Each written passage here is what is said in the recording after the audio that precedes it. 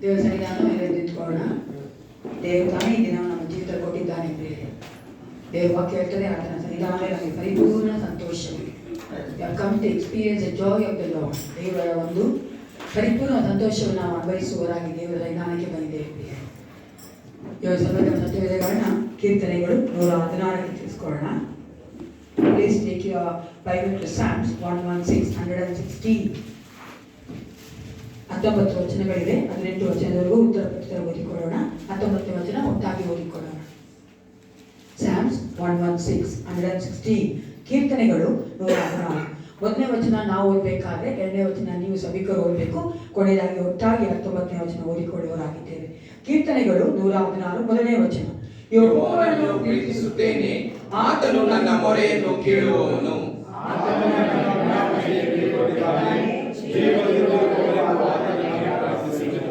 ಮರಣ ಪಾಶಗಳು ನನ್ನನ್ನು ಸುತ್ತಿಕೊಂಡವು, ಪಾತಾಳ ವೇದನೆಗಳು ನನ್ನನ್ನು ಹಿಡಿದಿದ್ದವು. ಚಿಂತೆಯಲ್ಲಿಯೂ ಇಕ್ಕಟ್ಟಿನಲ್ಲಿಯೂ ಬಿದ್ದು ಹೋಗಿದ್ದೆನು.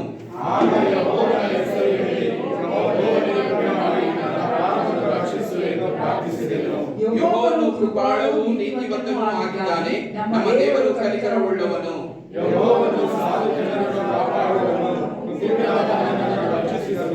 ನನ್ನ ಮನವೇ ನಿನ್ನ ವಿಶ್ರಾಂತಿಯ ನೆಲೆಗೆ ತಿರುಗು. ಯೆಹೋವನು ನಿನಗೆ ಮಹೋಪಕಾರಗಳನ್ನು ಮಾಡಿದ್ದಾನಲ್ಲ.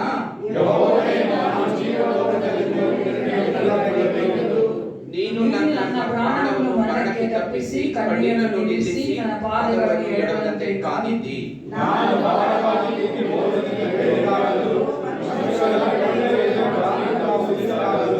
ಭರವಸೆಯುಳ್ಳವನಾಗಿಯೇ ಇದ್ದೇನು.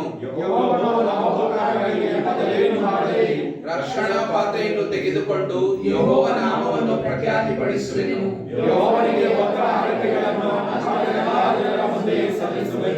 ಯೆಹೋವನು ತನ್ನ ಭಕ್ತರ ಮರಣವನ್ನು ಅಲ್ಪವೆಂದು ಎಣಿಸುವುದಿಲ್ಲ.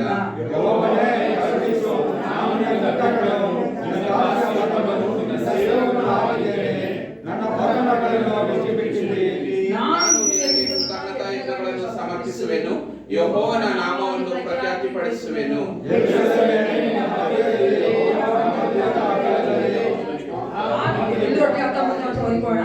ಆತನಿಗೆ ಹೊತ್ತ ಅಡ್ಡಿಗಳನ್ನು ಪ್ರಾರ್ಥನೆ ಮಾಡಿಕೊಳ್ಳೋಣ ಪ್ರಿಯರೇ. ನಿಮಗೋಸ್ಕರ ನೀವು ಪ್ರಾರ್ಥನೆ ಮಾಡಿಕೊಳ್ಳಿ, ದೇವರಿಗೆ ಒಪ್ಪಿಸಿಕೊಳ್ಳಿ. ದೇವರು ಸುಂದರವಾದ ಸಮಯ ನಮ್ಮ ಜೀವಿತ ಕೊಟ್ಟಿದ್ದಾನಲ್ಲ.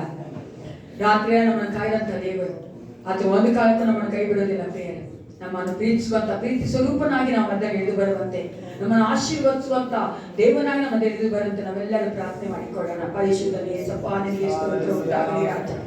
ಹೌದು ರಾಜ, ನನ್ನ ಆತ್ಮ ಶರೀರಪಾನೆಯನ್ನು ಒಪ್ಪಿಸಿಕೊಳ್ಳುತ್ತೇನೆ ಅಪ್ಪ. ನನ್ನ ಮನಸ್ಸನ್ನು ಒಪ್ಪಿಸಿಕೊಳ್ಳುತ್ತೇನೆ ಅಪ್ಪ. ನನ್ನ ಭಾವನೆಗಳಿಗೆ ಒಪ್ಪಿಸಿಕೊಳ್ಳುತ್ತೇನೆ. ನಾವು ಪೂರ್ಣ ಹೃದಯದಿಂದ ನನ್ನನ್ನು ಕಟ್ಟನೆ ಪ್ರೀತಿಸುವಂತೆ, ಸೇವಿಸುವಂತೆ, ನಿನ್ನೇ ಸ್ತೋತ್ರ ಮಾಡುವಂತೆ ಅಪ್ಪ. ಹೌದು ರಾಜ, ನಿಮ್ಮ ವಾಕ್ಯವನ್ನು ಕೇಳಲಿಕ್ಕೆ ನಾವು ಆನಂದ ಪಡುವಂತೆ ಅಪ್ಪ, ನೀನಿನ ಮಕ್ಕಳನ್ನ ಆಶೀರ್ವದಿಸಿಕೊಡಬೇಕೆ ನಾನು ಬೇಡುತ್ತೇನಪ್ಪ. ಹೌದು ರಾಜ, ಈ ಒಂದು ಆರಾಧನೆಯ ಪ್ರತಿಯೊಂದು ಭಾಗವು ಅಪ್ಪ ನಿನ್ನ ಒಂದು ಕರ್ತನೆ ಹೌದು ರಾಜ ಪ್ರಸನ್ನತೆ ತುಂಬಿಸಲ್ಪಟ್ಟದಾಗಿ ಅಪ್ಪ ನೀನು ನನ್ನ ನಡೆಸಬೇಕೆಂದು ಒಪ್ಪಿಸಿಕೊಡುತ್ತೇನೆ. ಇವೆಲ್ಲವನ್ನು ಬಲ್ಲಾತನಾಗಿದ್ದೀಯ. ಆದಿಯೋ ಅಂತ್ಯವೂ ನೀನೇ ಯೇಸಪ್ಪ. ಪುನರುತ್ಥಾನ ಜೀವವೂ ನೀನಾಗಿದ್ದೆಲ್ಲ. ನಿಮ್ಮ ಜೀವನದಲ್ಲಿ ನಾವು ಜೀವಿಸ್ತಾ ಇದ್ದೇವೆ ಕರ್ತ.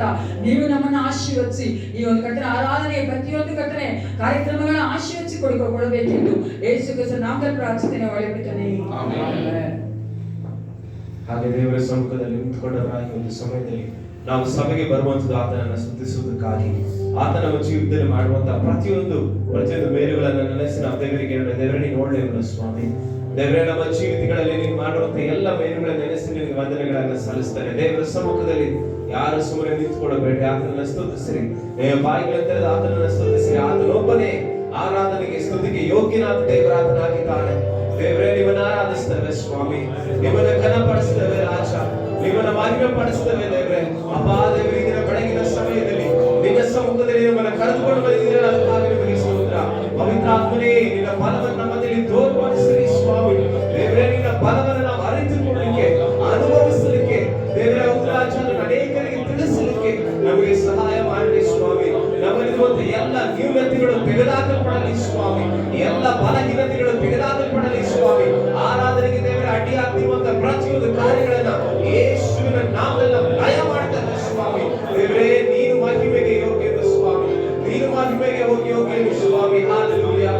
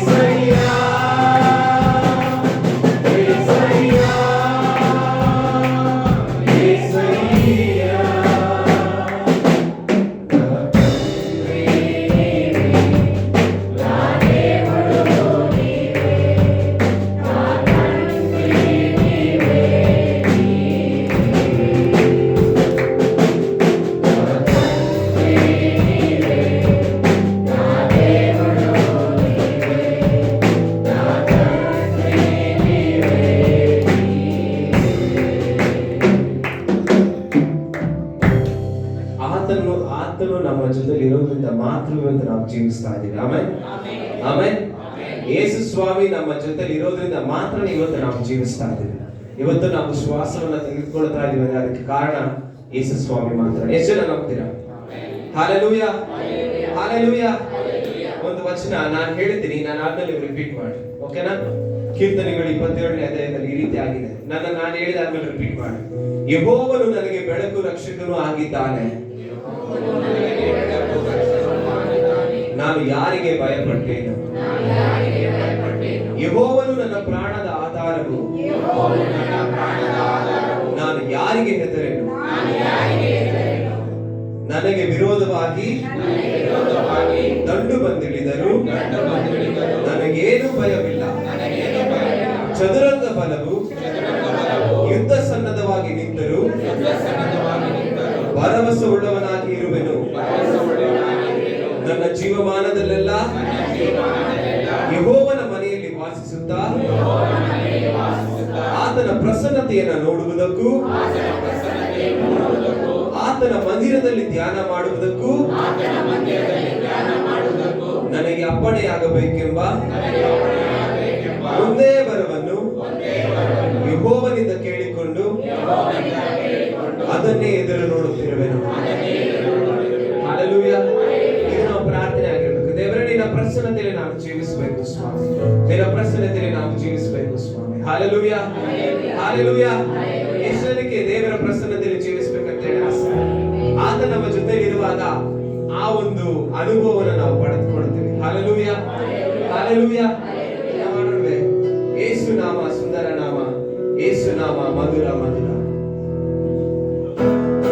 ಎಲ್ಲ ಕರೆಗಳನ್ನು ತಟ್ಟುತ್ತಾ ಎಷ್ಟು ಜನ ಕೈ ತಂದಿದ್ದೀರಾ? ಎಲ್ಲ ಮನೆಯಲ್ಲಿ ಇರೋರೆಲ್ಲ ಚಪ್ಪಾಳೆ ತಟ್ಟಬೇಡ್ರಿ. ಯಾರು ಚಪ್ಪಾಳೆ ತಟ್ಟಕ್ಕಾಗಲ್ಲ ಅವ್ರು ಮಾತ್ರ ತಟ್ರಿ.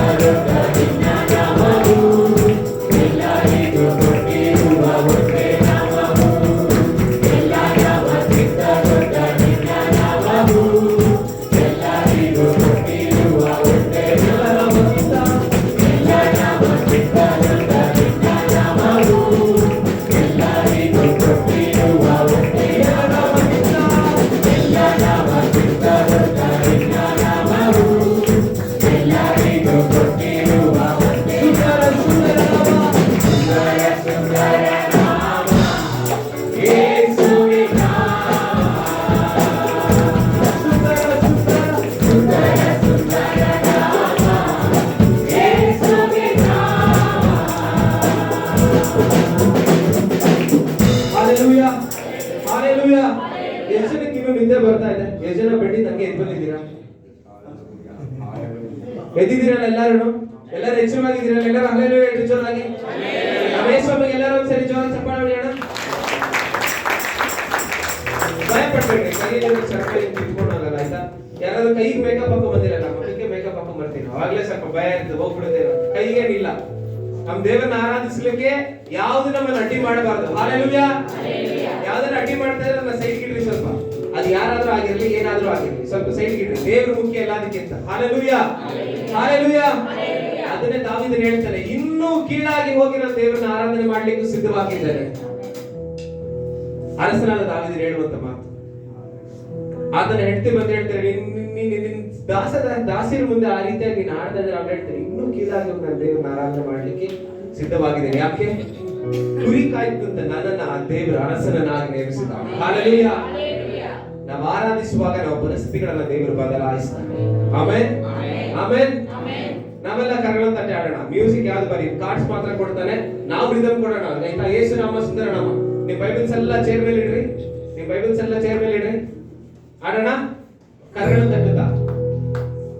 ಯೇಸು ನಾಮ ಸುಂದರ ನಾಮ, ಯೇಸು ನಾಮ ಮಧುರ ಮಧುರ, ಕೇಳಿ ನಿಂತಲು ನಾಮ ಮಧುರವು.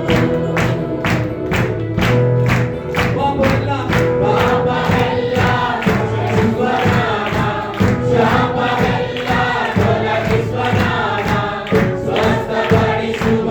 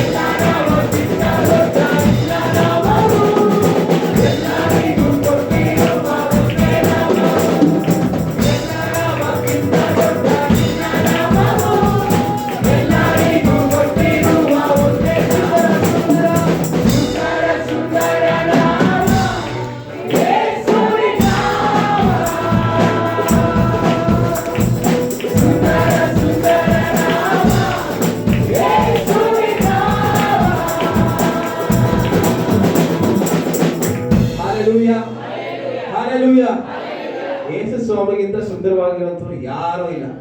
ಆಮೆನ್. ಆತನ ಹಾಗೆ ನಮ್ಮನ್ನ ಪ್ರೀತಿ ಮಾಡುವಂತವ್ರು ಯಾರು ಇಲ್ಲ. ಆಮೆನ್. ಇದು ಲೋಕ ಎಲ್ಲ ವ್ಯಾಲೆಂಟೈನ್ಸ್ ಡೇ ಆಚರಿಸ್ತಾ ಇದೆ, ನಾವೆಲ್ಲರೂ ಆಚರಿಸ್ಬೇಕು. ಯಾಕೆ ಗೊತ್ತಾ? ನಮ್ಮ ವ್ಯಾಲೆಂಟೈನ್ ಪರಲೋಕದಲ್ಲಿದ್ದಾರೆ, ಬರ್ತಾರೆ ವಾಪಸ್ ನಮ್ಮನ್ನೆಲ್ಲ ಕರ್ಕೊಂಡು ಹೋಗಕ್ಕೆ. ಎಷ್ಟು ಜನ ನಂಬ್ತೀರಾ? ಆತನನ್ನ ನಾವು ಪ್ರೀತಿಸ್ಬೇಕು. ಎಲ್ಲರಿಗಿಂತ ಹೆಚ್ಚಾಗಿ ನಾವು ಆತನನ್ನ ಪ್ರೀತಿ ಮಾಡಿದ್ರೆ ನಮಗೆ ಸಂತೋಷ ಇರುತ್ತೆ, ಡಿಸಪಾಯಿಂಟ್ಮೆಂಟ್ ಇರೋದಿಲ್ಲ. ಯೇಸು ಸ್ವಾಮಿನ ಪ್ರೀತಿ ಮಾಡೋರಿಗೆ ಡಿಸಪಾಯಿಂಟ್ಮೆಂಟ್ ಇರೋದಿಲ್ಲ. Hallelujah, hallelujah. ನಾವೆಲ್ಲರೂ ಇನ್ನೊಂದು ಹಾಡನ್ನು ಹಾಡಿ ದೇವರನ್ನ ಸ್ತುತಿಸೋಣ. ನಿನ್ನನ್ನೇ ಆರಾಧಿಸುವೆ ಯೇಸುವೆ, ನಿನ್ನನ್ನೇ ಆರಾಧಿಸುವೆ, ನಿನ್ನನ್ನೇ ಆರಾಧಿಸುವೆ ಯೇಸುವೆ, ನಿನ್ನನ್ನೇ ಆರಾಧಿಸುವೆ, ನಿನ್ನನ್ನೇ ಆರಾಧಿಸುವೆ ಯೇಸುವೆ, ನಿನ್ನನ್ನೇ ಆರಾಧಿಸುವೆ.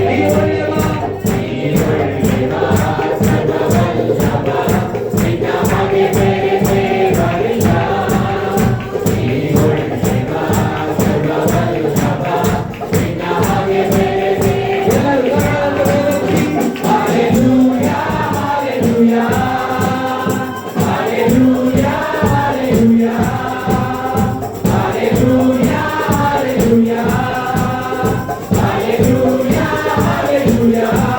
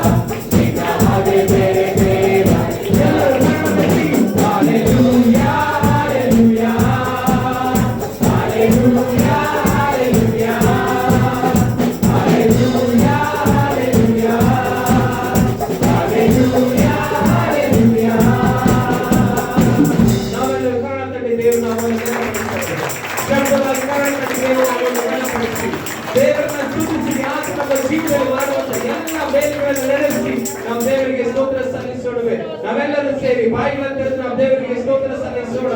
ಆತನೊಬ್ಬನೇ ಸ್ತುತಿಗೆ ಯೋಗ್ಯನಾದ ದೇವರಾಗಿದ್ದಾನೆ. ಹಾಲೆಲೂಯ. ದೇವರೇ ನೀನು ಒಳ್ಳೆಯವನು ಸ್ವಾಮಿ. ದೇವರೇ ನೀನು ಒಳ್ಳೆಯವನು ಸ್ವಾಮಿ. ದೇವರೇ ನೀವು ನಮ್ಮನ್ನು ಕರೆದಾತನು ಸ್ವಾಮಿ. ದೇವರೇ ನೀವು ವಾಗ್ದಾನ ಮಾಡಿದಾತನು. ನೀವು ನಂಬಿಗಸ್ತರಾಗಿದ್ದಕ್ಕಾಗಿ ನಿಮಗೆ ಸ್ತೋತ್ರ. ದೇವರೇ ಹೌದು ರಾಜ್ಯ. ದೇವರೇ ಕತ್ತಲೆಯಿಂದ ಬೆಳಕಿನೆಡೆಗೆ ನಮ್ಮ ನಡೆಸಿದಂತ ದೇವರೇ ನಿಮಗೆ ಸ್ತೋತ್ರ ಸ್ವಾಮಿ. ದೇವರೇ ನಮ್ಮನ್ನ ದೇವರೇ ಬೆಳಕಾಗಿ ಉಪ್ಪಾಗಿ ಮಾರ್ಪಡಿಸಿದಾತನೇ ನಿಮಗೆ ಸ್ತೋತ್ರ ಸ್ವಾಮಿ. ಹಾಲೆಲೂಯ. ದೇವರೇ ನೀನೊಬ್ಬನೇ ಅರಸನು. ದೇವರೇ ನೀನೊಬ್ಬನೇ ರಾಜನು. ಅದಕ್ಕಾಗಿ ನಿನಗೆ ಸ್ತೋತ್ರ. ದೇವರೇ ನಿನ್ನ ಸಿಂಹಾಸನದ ಮುಂದೆ ನಿಂತಿರುವಂತ ನಮ್ಮ ಆರಾಧನೆಗಳನ್ನು ದೇವರೇ ನೀವು ಸಮರ್ಪಿಸಿಕೊಳ್ಳಬೇಕಾಗಿ ನಿಮಗೆ ಪ್ರಾರ್ಥಿಸ್ತಾ ಇದ್ದೇವೆ ರಾಜ. ನಾವೆಲ್ಲರೂ ಸೇರಿ ದೇವರಿಗೆ ಹೇಳುವೆ, ದೇವರೇ ನೀನೊಬ್ಬನೇ ಸಿಂಹಾಸನರುಡನು ಸ್ವಾಮಿ. ದೇವರೇ ನೀನೊಬ್ಬನೇ ಸಿಂಹಾಸನರುಡನು ಸ್ವಾಮಿ. ನಿಮ್ಮನ್ನ ಆರಾಧಿಸ್ತೇವೆ ರಾಜ, ನಿಮ್ಮನ್ನ ಆರಾಧಿಸ್ತೇವೆ. ಎಲ್ಲ ಕಣ್ಣುಗಳು ಮುಚ್ಚಲ್ಪಡಲಿ. ನಾವೇನು ಹೇಳುವೆ, ದೇವರೇ ನೀನೊಬ್ಬನೇ ಸಿಂಹಾಸನರುಡನು ಸ್ವಾಮಿ. ನೀನೊಬ್ಬನೇ ಸಿಂಹಾಸನರುಡನು ಸ್ವಾಮಿ.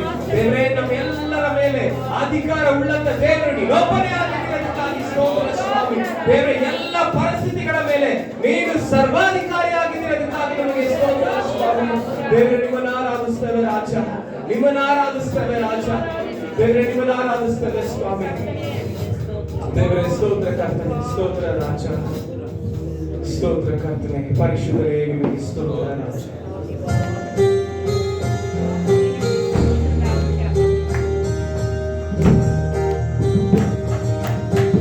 ಎಲ್ಲರೂ ಸೇರಿ ನಿಮ್ಮಂತ ದೇವರು ನಿಮ್ಮಂತ ದೇವರು ಯಾರೂ ಇಲ್ಲ, ನಿನ್ನ ಹಾಗೆ ಪ್ರೀತಿಸುವವರು ಒಬ್ಬರೂ ಇಲ್ಲ.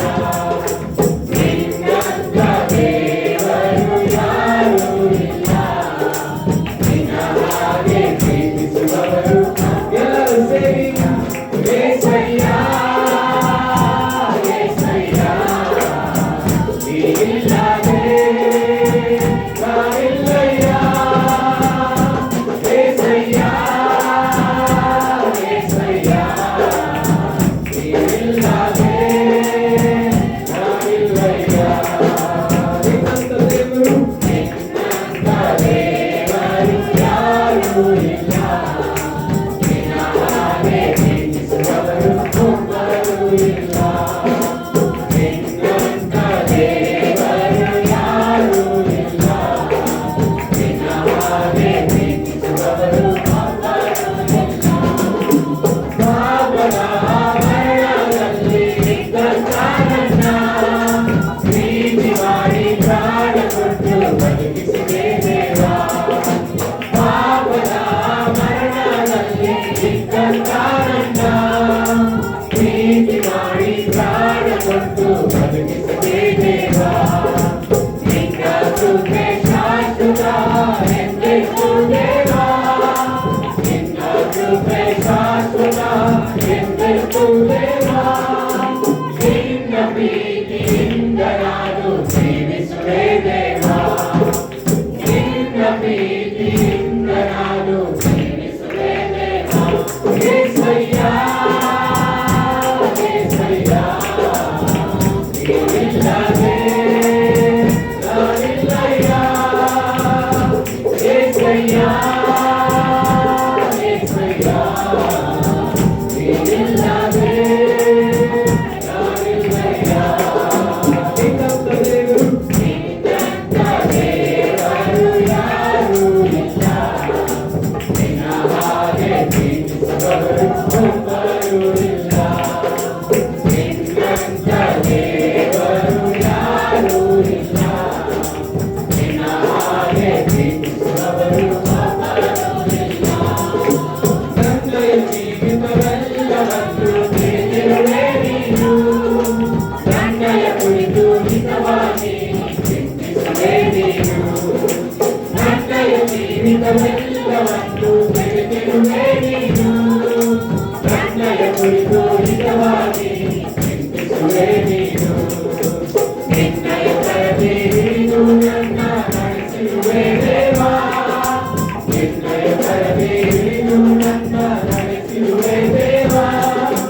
ನನ್ನ ಸಹಾಯ ನನ್ನ ಬಂಡೆ ನೀನೇ ಏಸಯ್ಯ. ನನ್ನ ಸಹಾಯ ನನ್ನ ಬಂಡೆ ನೀನೇ ಏಸಯ್ಯ. ಏಸಯ್ಯ ಏಸಯ್ಯ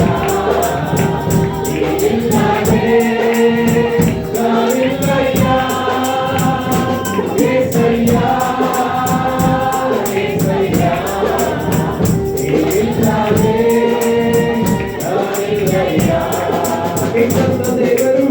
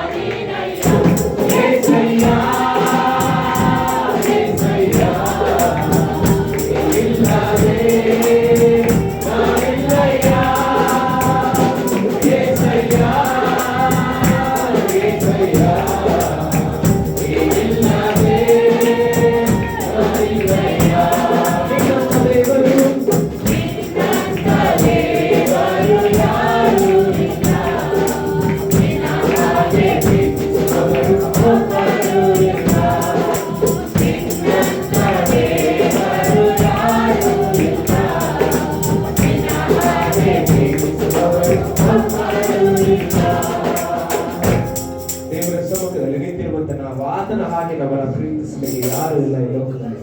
ಅಂತ ದೇವರಿಗೆ ನಾವು ಹೇಳೋಣ, ದೇವರೇ ನಾನು ನಿನ್ನ ಪ್ರೀತಿ ಮಾಡ್ತೇನೆ ಸ್ವಾಮಿ, ನಾನು ನಿನ್ನ ಪ್ರೀತಿ ಮಾಡ್ತೇನೆ ಸ್ವಾಮಿ. ಲೋಕದಲ್ಲಿ ಇರುವಂತಹ ಎಲ್ಲರಿಗಿಂತ ನಾನು ನಿನ್ನ ಪ್ರೀತಿ ಮಾಡ್ತೇನೆ ಸ್ವಾಮಿ.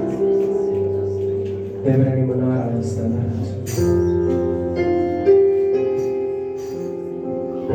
ದೇವರ ಸಮ್ಮುಖದಲ್ಲಿ ನಾವು ಹೇಳೋಣ, ದೇವರೇ ನಿನ್ನನ್ನು ನಾವು ಆರಾಧಿಸ್ತೇವೆ ಸ್ವಾಮಿ.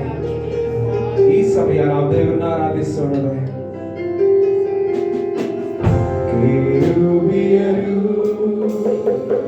ಸೆರಾಫಿಯರು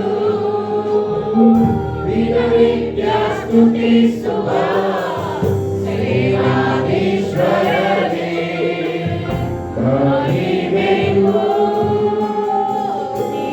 ಯೋಗ್ಯನೇ, ಮಾನ ಪ್ರಭಾವವು ಉಳ್ಳವನೇ. ಕೆರೂಬಿಯರು ಎಲ್ಲರೂ ಸೇರಿ ಸೆರಾಫಿಯರು ದಿನನಿತ್ಯ ಸ್ತುತಿಸುವ ಸೇನಾಧೀಶ್ವರನೇ, ಮಹಿಮೆಯು ಯೋಗ್ಯನೇ, ಮಾನ ಪ್ರಭಾವವು ಆರಾಧನೆಗೆ ಯೋಗ್ಯನೇ, ಆರಾಧನೆಗೆ ಯೋಗ್ಯನೇ, ಸ್ತುತಿಗೆ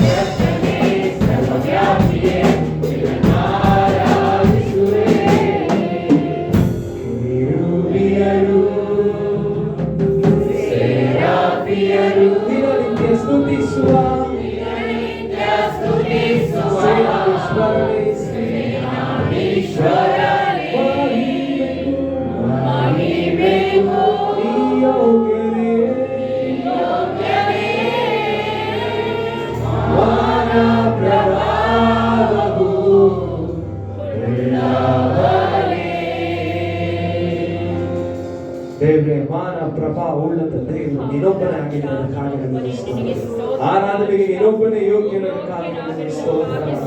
ನಿಮ್ಮನ್ನ ಆರಾಧಿಸ್ತೇವೆ ರಾಜ, ಸಭೆಯಾಗಿ ನಿಮ್ಮನ್ನ ಕೊಂಡಾಡ್ತೇವೆ ದೇವರೇ. ಹೌದು ರಾಜ, ನೀನು ನಮಗೆ ಕೊಟ್ಟಿರುವಂತಹ ಒಂದು ಭಾಗ್ಯಕ್ಕಾಗಿ ನಿಮಗೆ ವಂದನೆ ಸ್ವಾಮಿ, ನಿಮಗೆ ಸ್ತೋತ್ರ ಸ್ವಾಮಿ. ಒಳ್ಳೆಯವನೇ ದೇವರ, ಆರಾಧನಾ ಕ್ರಮವನ್ನು ನೀನು ಮುಂದೆ ನಡೆಸಿ ಯೇಸುವಿನ ಹೆಸರಿನಲ್ಲಿ ತಂದೆ. ನಾವು ನಿಂತಿರುವಂತೆ ಸತ್ಯವೇದಗಾರನ 1 ಕೊರಿಂಥೀಯರ ಪತ್ರಿಕೆ 13ನೇ ಅಧ್ಯಾಯ ಪುಸ್ತಕೋಣ. As we are standing, take your Bible to 1 Corinthians chapter 13. ಪೌಲನು ಕೊರಿಂಥೀಯರ ಬರೆದ ಪತ್ರಿಕೆ 1ನೇ ಪತ್ರಿಕೆಯಲ್ಲಿ 13ನೇ ಅಧ್ಯಾಯ 13ನೇ ವಚನ. ನಾವೆಲ್ಲರೂ ಒಟ್ಟಾಗಿ ಓದಿಕೊಳ್ಳುವರಾಗಿದ್ದೇವೆ. read together. 1 Corinthians chapter 13 verse 13. 13ನೇ ಅಧ್ಯಾಯದಲ್ಲಿ 13ನೇ ವಚನ 1 ಕೊರಿಂಥದವರೆಗೆ. ಈಗಿರುವುದರಿಂದ ಎಲ್ಲರೂ ಪ್ರಾರಂಭ ಮಾಡ್ತೇವೆ. ಏನು ತೆಗೆದುಕೊಳ್ಳಿ, ಜೊತೆ ತೆಗೆದುಕೊಳ್ಳಿ. ಈಗಿರುವುದರಿಂದ ನಮಗೆ ನಿರೀಕ್ಷೆ, ಪ್ರೀತಿ ಈ ಮೂರೇ ಇರುತ್ತವೆ. ಇವುಗಳಲ್ಲಿ ದೊಡ್ಡದು ಪ್ರೀತಿಯೇ. ದೇವರ ವಾಕ್ಯಗಳನ್ನು ಆಶೀರ್ವದಿಸಿ ಕೂತ್ಕೊಳ್ಳೋಣ. ಸಂಡೇ ಸ್ಕೂಲ್ ಹೋಗಬೇಕು.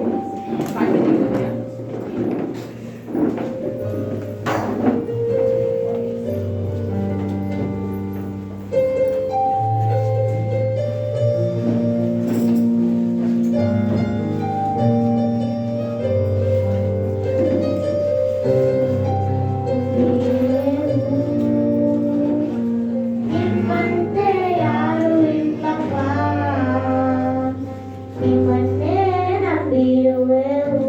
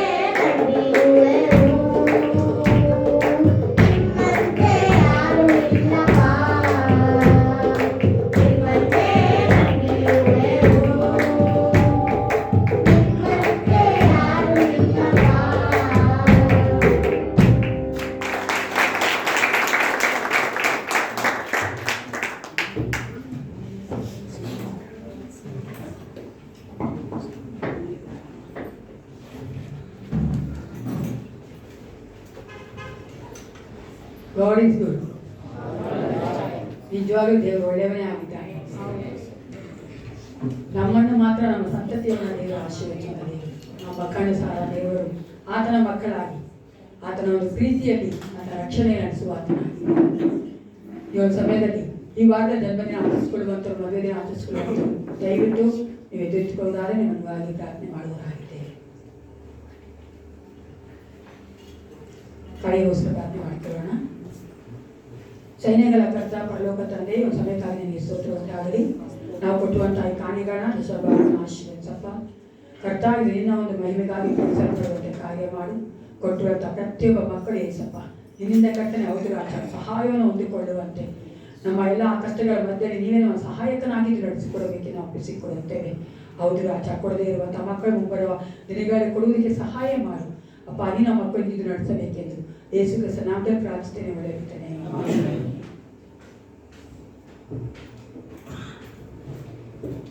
ನಮ್ಮದಲ್ಲಿರುವಂತಹ ಟೈಟಸ್ ಅವರು ಮುಂದೆ ಬಂದು ಅನೌನ್ಸ್ಮೆಂಟ್ ಹೇಳಬೇಕು.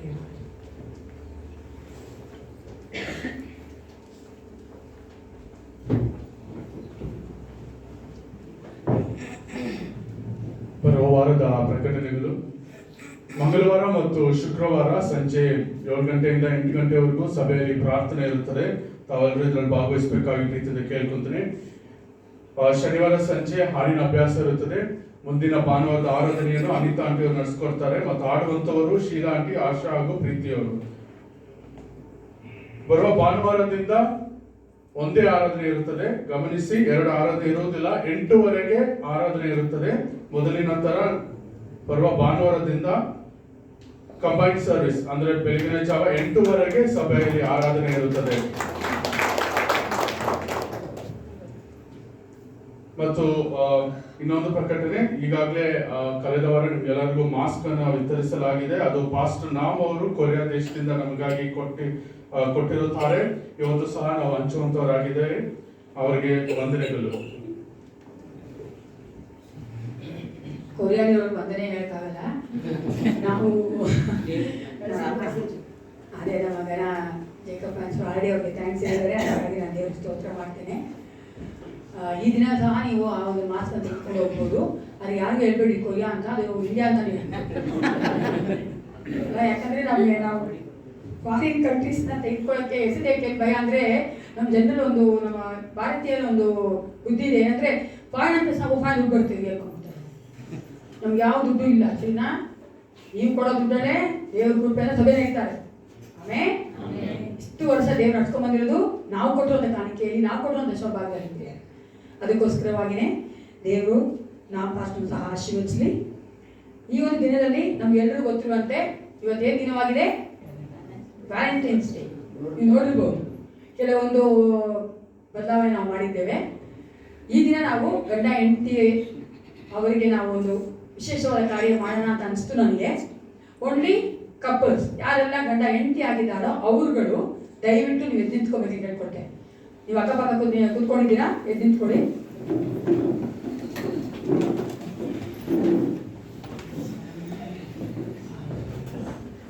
ಈಗ ನಿಮ್ಮ ಹತ್ರ ಅಶಸ್ಗಳು ಬಂದು ರೋಸ್ ಕೊಡ್ತಾರೆ. ಗಂಡಂದ್ರೆ ಕೊಡ್ತಾ ಇದೀವಿ ನಾವು ರೋಸ್.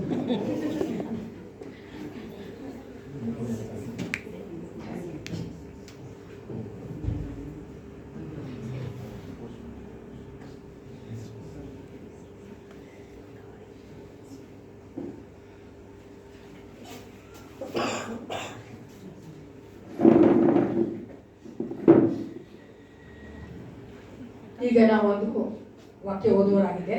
ನೀವು ಯಾರು ಬಗ್ಗೆ ತೆಗೆದುಬೇಡ. ನಾನು ಹೇಳಿದ್ರೆ ನೀವು ರಿಪೀಟ್ ಮಾಡಬೇಕು. ಒಂದಕ್ಕೆ ಆದವರು ನಾವು ಹೇಳಿದ್ರೆ ನೀವು ರಿಪೀಟ್ ಮಾಡಬೇಕು.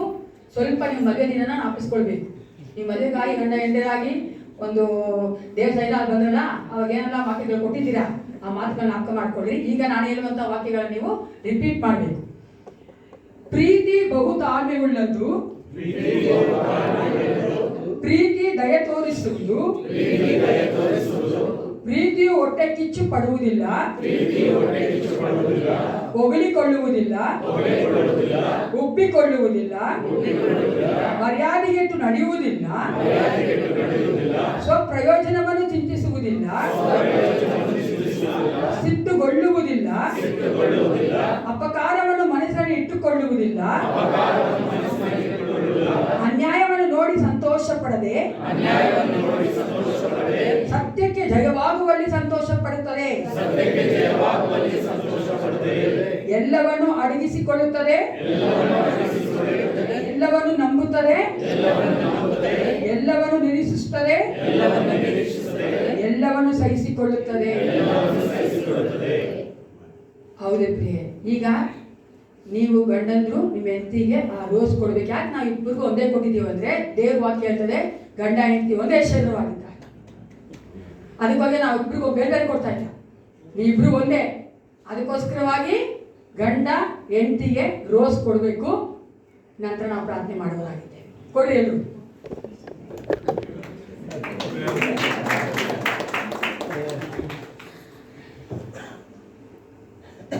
ಇವತ್ತ ನಾವು ನಾಡು ಹೇಳಿದ್ರಲ್ವಾ, ನೀನಿಲ್ಲದೆ ನಾನಿಲ್ಲ. ಮೊದಲನೇದಾಗಿ ಏಸಪ್ಪ ನಾವು ಹೇಳ್ಬೇಕು, ಗಂಡ ಹೆಂಡತಿ ಆಗಿ ನೀನಿಲ್ಲದೆ ನಾವಿಲ್ಲ ಅಂತ. ಒಬ್ರಿಗೊಬ್ರು ಹೇಳ್ಕೊಡ್ರಿ, ನೀನಿಲ್ಲದೆ ನಾವಿಲ್ಲ ಅಂತ ಹೇಳ್ಕೊಳ್ಳಿ.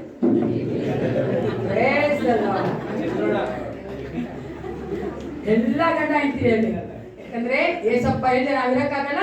ಅದೇ ಗಂಡ ಹೆಂಡತಿ ಆದವರು ಗಂಡ ಹೆಂಡತಿ ಹೆಂಡತಿರಕ್ಕಾಗಲ್ಲ, ಹೆಂಡತಿದ್ರೆ ಗಂಡ ಹೆಂಡತಿ. ಪ್ರಾರ್ಥನೆ ಮಾಡಿಕೊಡೋಣ. ನಮ್ಮನ್ನು ಅತ್ಯಧಿಕವಾಗಿ ಪ್ರೀತಿ ಮಾಡುವಂತ ಪರಲೋಕ ತಂದೆ, ನಿನಗೆ ಸ್ತೋತ್ರ ಗೊತ್ತಾಗಲಿ ರಾಜ. ಏಸಪ್ಪ, ನೀನು ಎಷ್ಟು ಒಳ್ಳೆಯವನಾಗಿದ್ದಿ. ಈ ಮಕ್ಕಳನ್ನು ಗಂಡ ಹೆಂಡತಿ ಕರ್ತ ಅಂತ ನೀನಾಗಿದ್ದಿ ರಾಜ. ಹೌದು ಏಸಪ್ಪ, ಎಲ್ಲೋ ಹುಟ್ಟಿ ಎಲ್ಲೋ ಬೆಳೆದು ಕರ್ತನೆ ಅವರನ್ನು ಕರ್ತನೆ ದಂಪತಿಗಳಾಗಿ ನೀ ಕರೆದಿಲ್ಲ. ಅದಕ್ಕಾಗಿ ನೀ ಕೋಟಿ ಕೋಟಿ ಸ್ತೋತ್ರ ಕರ್ತ. ಎಷ್ಟು ವರ್ಷಗಳ ಕಾಲ ಕರ್ತನೆ ಆ ಮಕ್ಕಳ ಜೀವಿತದಲ್ಲಿ ನೀನು ಅದ್ಭುತವಾಗಿ ಅವರ ದಾಂಪತ್ಯವನ್ನು ಆಶೀರ್ವದಿಸಿ ನಿನ್ನ ಕೃಪೆಯಿಂದ ತುಂಬಿಸಿ ನಡೆಸ್ಕೊಂಡು ಬರ್ತಾ ಇದ್ದಿ. ಅದಕ್ಕಾಗಿ ನಿನಗೆ ಸ್ತೋತ್ರ ರಾಜ. ಈ ಮಕ್ಕಳನ್ನು ಬಲ್ಲಾತ ನೀನಾಗಿದ್ದಿ ಏಸಪ್ಪ. ಅವ್ರು ಇರುವಂತ ಪರಿಸ್ಥಿತಿ, ಗಂಡ ಹೆಂಡತಿ ಮಧ್ಯೆ ಇರುವಂತ ಎಲ್ಲ ಸಮಸ್ಯೆಗಳು ಬಲ್ಲಾತ ನೀನಾಗಿದ್ದಿ. ಮನುಷ್ಯರು ಕೌನ್ಸಿಲ್ ಮಾಡೋದು ಸಾಧ್ಯವಿಲ್ಲ ಏಸಪ್ಪ. ನೀನು ಕರ್ತನೆ ಆ ಮಕ್ಕಳ ಮಧ್ಯದಲ್ಲಿ ಕರ್ತನೆ ಸಮಾಧಾನ ಪ್ರಭುವಾಗಿತ್ತು, ಆಲೋಚನಾ ಕರ್ತನಾಗಿತ್ತು. ಆ ಮಕ್ಕಳಿಗೆ ಕಟ್ಟಬೇಕೆ ನಾನು ಬೇಡುತ್ತೇನಪ್ಪ. ಈ ಎಲ್ಲಾ ದಂಪತಿಗಳು ನಮ್ಮ ಸಭೆಯಲ್ಲಿ ಒಂದು ಪಿಲ್ಲರ್ಗಳಾಗಿದೆ. ಅದಕ್ಕಾಗಿ ನಿನಗೆ ಸ್ತೋತ್ರ ರಾಜ. ಈ ಮಕ್ಕಳ ಸಂತತಿನ ಆಶೀರ್ವದಿಸು, ಅವರ ಮಕ್ಕಳ ಆಶೀರ್ವದಿಸು ಏಸಪ್ಪ. ಆ ಮಕ್ಕಳು ಸಹ ಕರ್ತ ದಿವ್ಯ ಜ್ಯೋತಿಗೆ ಅವರು ಪಿಲ್ಲರ್ಗಳಾಗಿ ನಿಲ್ಲುವಂತೆ ಈ ಕಾರ್ಯ ಮಾಡು. ಈ ಮಕ್ಕಳ ಆಶೀರ್ವದಿಸು. ನಿನ್ನ ಅಗಾಪೆ ಪ್ರೀತಿನ ಮಕ್ಕಳ ಕಟ್ಟಿ ನಡೆಸಿಕೊಡಬೇಕೆಂದು ಯೇಸು ಕ್ರಿಸ್ತನ ನಾಮದಲ್ಲಿ ಪ್ರಾರ್ಥಿಸುತ್ತೇನೆ. ಒಳ್ಳೆ ಪಿತನೇ, ಎಲ್ಲರೂ ಜೋರಾಗಿ ದೇವರ ತಪಾದ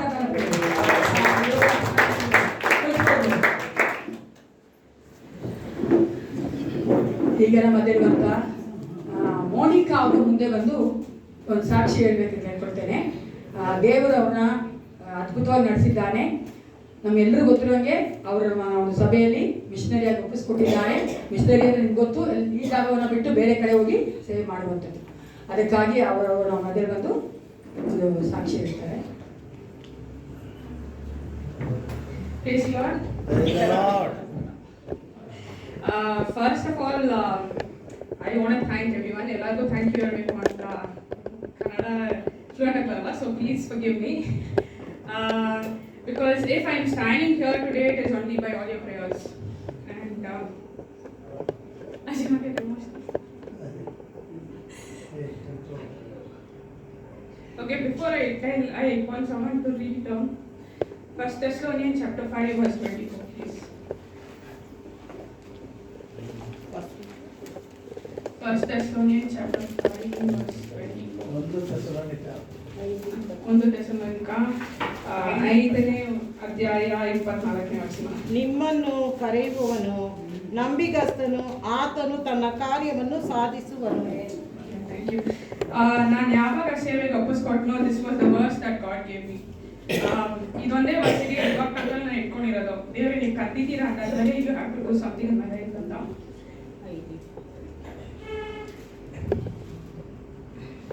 And most of them know that I've been in ministry.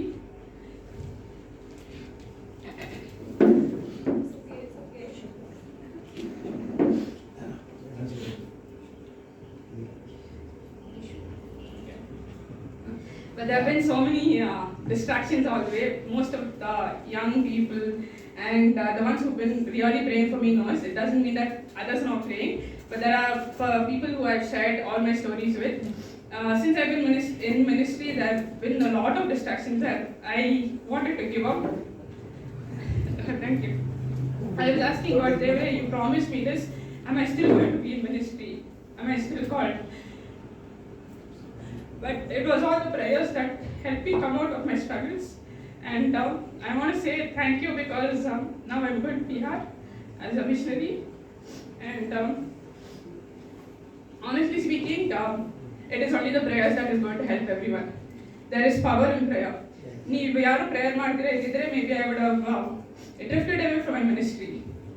But it's prayers that help me come out of all my struggle, and it is prayers that is making me go forward, and it is only your prayers that is going to help me do my missions forward also. So please continue to pray for me as I'm going to Bihar as a missionary, and this time I'm planning to go as a long-term missionary because I know that is what I'm called for. So there won't be any short-term. I'm going to Bihar to do what God has called me for. So thank you for all the prayers, and please continue praying for me. ಅವ್ರ ಈ ವಿಷಯ ನಾನು ಹೇಳ್ತೀನಿ ಸಂಕ್ಷಿಪ್ತವಾಗಿ. ಅವರು ಸೇವೆ ಒಪ್ಪಿಸಿಕೊಟ್ಟ ನಂತರ ತುಂಬ ಶೋಧನೆಗಳು, ತುಂಬ ಒಂದು ಸೇವೆಯನ್ನು ಬಿಟ್ಟು ಹೋಗುವಂಥ ಒಂದು ಪ್ರಸಂಗಗಳು ಆಕೆಯ ಜೀವಿತದಲ್ಲಿ ಬಂದಿತ್ತು. ಆದರೂ ಸಹ ನಮ್ಮೆಲ್ಲರ ಪ್ರಾರ್ಥನೆ, ದೇವರ ಒಂದು ಕೃಪೆ ಆ ಮಗನ ತಿರುಗಿ ಆ ಸೇವೆಯ ಲೈನಿಗೆ ಅಥವಾ ಸೇವೆಗೆ ಕರ್ಕೊಂಡ್ಬಂದಿದ್ದಾರೆ. ಆಕೆ ಬಿಹಾರ್ಗೆ ಹೋಗ್ತಾರೆ. ಜೇಮ್ಸ್ ಮಿನಿಸ್ಟ್ರಿ ಎಂಬ ಆ ಒಂದು ಸೇವೆಯಲ್ಲಿ ಆಕೆ ಸಂಪೂರ್ಣ ಮಿಷನರಿಯಾಗಿ ಒಪ್ಪಿಸಿಕೊಟ್ಟು ಹೋಗ್ತಾ ಇದ್ದಾರೆ. ದೇವರು ವಾಗ್ದಾನ ಮಾಡಿದ ಅಥವಾ ನಂಬಿಗಸ್ತ, ಆತನ ಏನು ವಾಗ್ದಾನ ಮಾಡಿದ ಅದನ್ನು ನೆರವೇರಿಸೇ ನಮ್ಮ ಮಕ್ಕಳ ಜೀವಿತ. ದಿವ್ಯ ಜ್ಯೋತಿ ತುಂಬ ಚಿಕ್ಕ ಸಭೆ. ದಿವ್ಯ ಜ್ಯೋತಿಲಿ ಪರಿಶುದ್ಧಾತ್ಮ ಇಲ್ಲ, ದಿವ್ಯ ಜ್ಯೋತಿಲಿ ಹಂಗಿದೆ ಹೀಗಿದೆ ಅಂತ ನೂರಾರು ಮಾತಾಡ್ಬೋದು ಪ್ರಿಯ ಜನಗಳು. ಅದೇ ನನ್ನ ಸ್ವಲ್ಪ ದಿವ್ಯ ಜ್ಯೋತಿ ಮೂಲಕವಾಗಿ ಅನೇಕ ದೊಡ್ಡ ಕಾರ್ಯಗಳು ಮಾಡಿದ್ದಾರೆ. ಚಿಕ್ಕ ಸಭೆಯಲ್ಲಿ ದೊಡ್ಡ ಕಾರ್ಯಗಳು ದೇವರು ಮಾಡಿದ್ದಾರೆ. ಅದು ನಮ್ಮ ಒಂದು ಸಾಮರ್ಥ್ಯವಲ್ಲ, ನಮ್ಮ ಬಲ ಅಲ್ಲ, ನಮ್ಮ ಒಂದು ಬುದ್ಧಿಶಕ್ತಿ ಅಲ್ಲ, ಏಸಪ್ಪನ ಕೃಪೆ ಪ್ರಿಯ. ಅದಕ್ಕಾಗಿ ನಾವು ದೇವರಿಗೆ ಸ್ತೋತ್ರ ಮಾಡುವುದಾಗಿದೆ. ಈಗ ನಾವು ಮಧ್ಯದಲ್ಲಿರುವಂಥ ನೋಣರಾಜ್ ಅವರು ಮುಂದೆ ಬಂದು ನಮಗೆ ವಾಕ್ಯ ಕೊಡೋದಕ್ಕೆ ಕೇಳ್ಕೊಳ್ತೇನೆ. ಮನಸ್ಸೆಲ್ಲವನ್ನ ವಾಕ್ಯದ ಮೇಲೆ ಕೇಂದ್ರೀಕರಿಸೋಣ.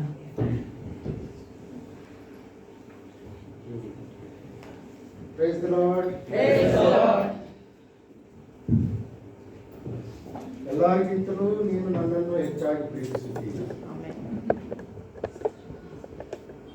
ಎಂಬುದಾಗಿ ಪ್ರಶ್ನಿಸಿದ ಯೇಸು ಕ್ರಿಸ್ತನ ನಾಮದಲ್ಲಿ ನಿಮ್ಮೆಲ್ಲರಿಗೂ ನಾನು ಈ ಪುನರುತ್ಥಾನದ ದಿವಸದಲ್ಲಿ ವಿಶ್ವವಾಣಿಯ ಪರವಾಗಿ ಯೇಸು ಕ್ರಿಸ್ತನ ನಾಮದಲ್ಲಿ ಪ್ರೀತಿಪೂರ್ವಕವಾಗಿ ವಂದಿಸುವಂತವರಾಗಿದೆ. Praise the lord. ದೇವರು ನಿಜವಾಗಿಯೂ ನಮ್ಮ ಜೀವಿತದಲ್ಲಿ ಬಹಳ ಒಳ್ಳೆಯವನಾಗಿದ್ದಾನೆ. ಆತನು ಮೊದಲು ನಮ್ಮನ್ನು ಪ್ರೀತಿ ಮಾಡಿದ್ದಾನೆ. ಆ ಕಾರಣವಾಗಿ ನಾವು ಆತನನ್ನು ಪ್ರೀತಿಸುವಂತವರಾಗಿದ್ದೇವೆ. ಪೇತ್ರನು ಬರೆದ ಮೊದಲನೇ ಪತ್ರಿಕೆ 1ನೇ ಅಧ್ಯಾಯದ 8 ಮತ್ತು 9ನೇ ವಚನಗಳಲ್ಲಿ ನೋಡುತ್ತೇವೆ. ನೀವು ಆತನನ್ನು ಕಣ್ಣಾರೆ ಕಾಣಲಿಲ್ಲವಾದರೂ ಆತನನ್ನು ನೀವು ಪ್ರೀತಿಸುತ್ತೀರಿ. ನೀವು ಆತನನ್ನು ನೋಡಲಿಲ್ಲವಾದರೂ ಆತನಲ್ಲಿ ನೀವು ನಂಬಿಕೆ ಇಟ್ಟಿದ್ದೀರಿ ಎಂಬುದಾಗಿ ಬರೆಯಲಾಗಿದೆ. ಹೇಗೂ ಪ್ರಿಯರೇ, ಈ ಶುಭ ದಿವಸ ಕರ್ತನಾದ ಯೇಸು ಕ್ರಿಸ್ತನು ಸಮಾಧಿ ಒಳಗಿಂದ ಎದ್ದು ಬಂದ ದಿವಸ ನಾವೆಲ್ಲರೂ ಆತನ ಪಾದಗಳ ಮುಂದೆ ಕುಳಿತುಕೊಂಡಂತವರಾಗಿ ಆತನ ಪ್ರೀತಿಯನ್ನು ಧ್ಯಾನಿಸುವಂಥ ಈ ದಿವಸದಲ್ಲಿ ನಿಜವಾಗಿಯೂ ನಾವೆಲ್ಲರೂ ಭಾಗ್ಯವಂತರು. ಜೊತೆಯಾಗಿ ಕೂತ್ಕೊಂಡು ಯೇಸಪ್ಪನ ಪಾದದ ಮುಂದೆ ನಾವು ಇದ್ದೇವೆ. ಹಲ್ಲೆಲೂಯಾ. ಆಕಾಶ ಆತನಿಗೆ ಸಿಂಹಾಸನ, ಭೂಮಿ ಆತನಿಗೆ ಪಾದಪೀಠ. ನಾವು ಎಂಥದ್ದೇ ಆಸನದ ಮೇಲೆ ಕುಳಿತುಕೊಂಡ್ರು ಕೂಡ ಆತನ ಪಾದದ ಮುಂದೆ ಕುಳಿತುಕೊಂಡಿರ್ತೀವಿ. ಚಪ್ಪಾಳೆ ತಟ್ಟಿ ಆತನನ್ನು. ಹೀಗಾಗಿ ಆತನ ಪಾದಕ್ಕೆ ಶರಣಾರ್ಥಿಗಳು. ಈ ಸಂದರ್ಭದಲ್ಲಿ ಓದಿರುವಂಥ ವಚನದ ಭಾಗದ ಕಡೆಗೆ ನಮ್ಮ ಗಮನವನ್ನು ಹರಿಸೋಣ. ಯಾವ ವಚನ ಓದಲಾಯಿತು? ಕೊರಿಂಥದವರಿಗೆ ಬರೆದ ಮೊದಲನೇ ಪತ್ರಿಕೆ 13ನೇ ಅಧ್ಯಾಯದ 4ರಿಂದ 7 ವಚನಗಳನ್ನ ಪ್ರಿಯ ಪಾಸ್ಟರ್ಮನವರು ನಮಗೋಸ್ಕರವಾಗಿ ಓದಿದ್ದಾರೆ. ಆ ವಚನಗಳ ಕಡೆಗೆ ನಮ್ಮ ಗಮನವನ್ನು ಕೇಂದ್ರೀಕರಿಸೋಣ. ಆ ವಚನದ ಮೇಲೆ ದೇವರು ನಮ್ಮನ್ನು ಏನು ಮಾತಾಡ್ತಾನೆ ಎಂಬುದಾಗಿ ತಿಳಿದುಕೊಳ್ಳೋಣ. ಪ್ರಾರ್ಥನೆ ಮಾಡೋಣ. ಪ್ರೀತಿ ಸ್ವರೂಪನಾದ ತಂದೆಯಾದ ದೇವರೇ, ನಮ್ಮ ರಕ್ಷಕನಾದಂಥ ಯೇಸುವೇ, ನಾನು ನಿಮಗೊಂದು ಹೊಸ ಆಜ್ಞೆಯನ್ನು ಕೊಡುತ್ತೇನೆ. ಅದೇನೆಂದರೆ ನೀವು ಒಬ್ಬರನ್ನೊಬ್ಬರು ಪ್ರೀತಿಸಬೇಕೆಂಬುದಾಗಿಯೇ ಯೋಹಾನನ ಬರೆದ ಸುವಾರ್ತೆ 13:34ರಲ್ಲಿ ಆ ವಚನವನ್ನು ತಿಳಿಸಿದ್ದೆ ಸ್ವಾಮಿ. ಅಷ್ಟು ಮಾತ್ರವೇ ಅಲ್ಲ, ಯೋಹಾನನ ಬರೆದ ಮೊದಲನೇ ಪತ್ರಿಕೆ 4ನೇ ಅಧ್ಯಾಯದ 21ನೇ ವಚನದಲ್ಲಿ ನೀವು ದೇವರನ್ನು ಪ್ರೀತಿಸುವಂತವರಾದ ಕಾರಣ ನಿಮ್ಮ ಸಹೋದರರನ್ನು ಪ್ರೀತಿಸುವಂತ ಹಂಗಿನಲ್ಲಿದ್ದೀರಿ ಎಂಬುದಾಗಿ ಆ ತಂದೆಯಿಂದಲೇ ಆ ಪಣೆಯನ್ನು ಪಡೆದವರಾಗಿದ್ದೇವೆ ಎಂಬುದಾಗಿ ತಿಳಿಸಲಾಗಿದೆ. ಎಂಥ ಅದ್ಭುತ ಸ್ವಾಮಿ. ನೀನು ನಮ್ಮನ್ನು ಪ್ರೀತಿ ಮಾಡಿದ ಕಾರಣ ನಾವು ನಿನ್ನನ್ನು ಪ್ರೀತಿಸಬೇಕೆಂಬುದಾಗಿ, ನೀನು ಯಾರನ್ನೆಲ್ಲ ಪ್ರೀತಿ ಮಾಡಿದ್ದೀಯೋ ಅವರೆಲ್ಲರನ್ನು ಕೂಡ ನಾವು ಪ್ರೀತಿಸಬೇಕೆಂಬುದಾಗಿ ಈ ಲೋಕದಲ್ಲಿ ನಿನ್ನ ಪ್ರೀತಿಯನ್ನು ಪಡೆದುಕೊಂಡು ಈ ಲೋಕದಲ್ಲಿ ಜೀವಿಸ್ತಾ ಇದ್ದೇವೆ. ಅದಕ್ಕಾಗಿ ನಿನಗೆ ವಂದನೆಗಳನ್ನು ಸಲ್ಲಿಸುತ್ತೇವೆ. ಈ ಪುನರುತ್ಥಾನದ ದಿವಸದಲ್ಲಿ, ಈ ಪ್ರೀತಿಪೂರ್ವಕವಾದಂಥ ದಿನದಲ್ಲಿ ನಿನ್ನ ಪಾದಗಳ ಮುಂದೆ ಬಂದಿರುವಂಥವರಾದ ನಾವು ಕರ್ತನೇ ನೀನು ಮಾತಾಡು ಎಂಬುದಾಗಿ ನಾವು ಬೇಡಿಕೊಳ್ತಾ ಇದ್ದೇವೆ. ನೀನು ಮಾತಾಡುವುದಾದರೆ ನಮಗೆ ಆಶೀರ್ವಾದ, ನೀನು ಮಾತಾಡುವುದಾದರೆ ನಮಗೆ ಪ್ರೋತ್ಸಾಹ, ನೀನು ಮಾತಾಡುವುದಾದರೆ ನಮ್ಮ ಆತ್ಮಗಳಿಗೆ ಬಲ, ನಮ್ಮ ಎಲುಬುಗಳಿಗೆ ಕ್ಷೇಮ ಕರ್ತನೆ. ಯಾಕಂದ್ರೆ ಜ್ಞಾನೋಕ್ತಿಗಳು 4:21-22 ಅದನ್ನೇ ತಿಳಿಸಿದ್ದೆ. ಕಂದಾನನ ವಾಕ್ಯಗಳನ್ನು ಕೇಳು, ಅವುಗಳಿಗೆ ಮನಸ್ಸು ಕೊಡು, ಯಾಕಂದ್ರೆ ಅವುಗಳೇ ನಿನ್ನ ಎಲುಬಿಗೆ ಕ್ಷೇಮವು, ನಿನ್ನ ಹೃದಯಕ್ಕೆ ಆನಂದವು ಎಂಬುದಾಗಿ ಬರೆಯಲಾಗಿದೆ. ಎಂಥ ಅದ್ಭುತ ಸ್ವಾಮಿ! ಈ ವಾಕ್ಯಗಳ ಮೂಲಕವಾಗಿ ಈ ದಿನವೆಲ್ಲ ನಮ್ಮನ್ನು ನಡೆಸಿಕೊಂಡು ಬಂದಿದ್ದೆ, ಮುಂದೆಯೂ ಕೂಡ ನಡೆಸುವಂಥವನಾಗಿದ್ದೆ, ಈಗಲೂ ನಮ್ಮೊಂದಿಗೆ ಮಾತಾಡುವಂಥವನಾಗಿದ್ದೆ. ನೀನು ಮಾತಾಡು, ನಾವು ಕೇಳಿಸಿಕೊಳ್ಳುತ್ತೇವೆ. ಯೇಸು ಕ್ರಿಸ್ತನ ಹೆಸರಿನಲ್ಲಿ ಬೇಡಿಕೊಳ್ಳುತ್ತೇವೆ ನಮ್ಮ ತಂದೆಯೇ, ಆಮೆನ್. ಕರ್ತನಲ್ಲಿ ಪ್ರಿಯರೇ, ಈ ದಿನ ಕರ್ತನ ಸಮ್ಮುಖದಲ್ಲಿ ನಿಂತುಕೊಂಡು ನಿಮ್ಮೆಲ್ಲರ ಜೊತೆ ಕರ್ತನ ವಾಕ್ಯಗಳನ್ನು ಹಂಚಿಕೊಳ್ಳುವುದಕ್ಕಾಗಿ ಅವಕಾಶ ಮಾಡಿಕೊಟ್ಟಂತ ಹಿರಿಯ ಸಭಾಪಾಲಕರಿಗೂ, ಸಭಾಪಾಲಕರಿಗೂ ಮತ್ತು ಸಹಾಯಕ ಸಭಾಪಾಲಕರಿಗೂ ಮತ್ತು ಸಭಾಪಾಲನ ಸಮಿತಿಯಲ್ಲಿರ್ತಕ್ಕಂಥವರಿಗೂ ಮತ್ತು ಕುಳಿತಂತೆ ನಿಮ್ಮೆಲ್ಲರಿಗೂ ನಾನು ಕ್ರಿಸ್ತನ ನಾಮದಲ್ಲಿ ಪ್ರೀತಿಯಿಂದ ವಂದಿಸುವಂತವನಾಗಿದ್ದೇನೆ. ಅನೇಕ ಜನರು ತಿಳಿದಿರುವ ಪ್ರಕಾರ ಪ್ರೀತಿ ಅಂದ ತಕ್ಷಣ ಏನಂತೇಳಿ ಭಾವಿಸ್ತಾರೆ? ಇದೊಂದು ಭಾವನೆ ಅಥವಾ ಫೀಲಿಂಗ್. ಇನ್ನು ಕೆಲವರು ಇದರ ಕುರಿತಾಗಿ ಏನು ಹೇಳ್ತಾರೆ ಅಂತ ಹೇಳಿದ್ರೆ ಇದೊಂದು ಎಮೋಷನ್, ಉದ್ರೇಕ ಎಂಬುದಾಗಿ ಭಾವಿಸ್ತಾರೆ. ಅಂದರೆ ಸತ್ಯವೇದವನ್ನು ನಾವು ನೋಡುವುದಾದರೆ ಪ್ರೀತಿ ಅನ್ನುವಂಥದ್ದು ಹೌದು, ಇದು ಭಾವೋದ್ವೇಗವೂ ಆಗಿದೆ, ಇದು ಉದ್ರೇಕವೂ ಆಗಿದೆ. ಇವೆರಡನ್ನು ಸೇರಿಸಿದ್ರೆ ನಾವು ಇದಕ್ಕೆ ನಾಮಪದ ಅಂತ ಹೇಳಿ ಕರೀತೇವೆ. ಏನಂತೀವಿ?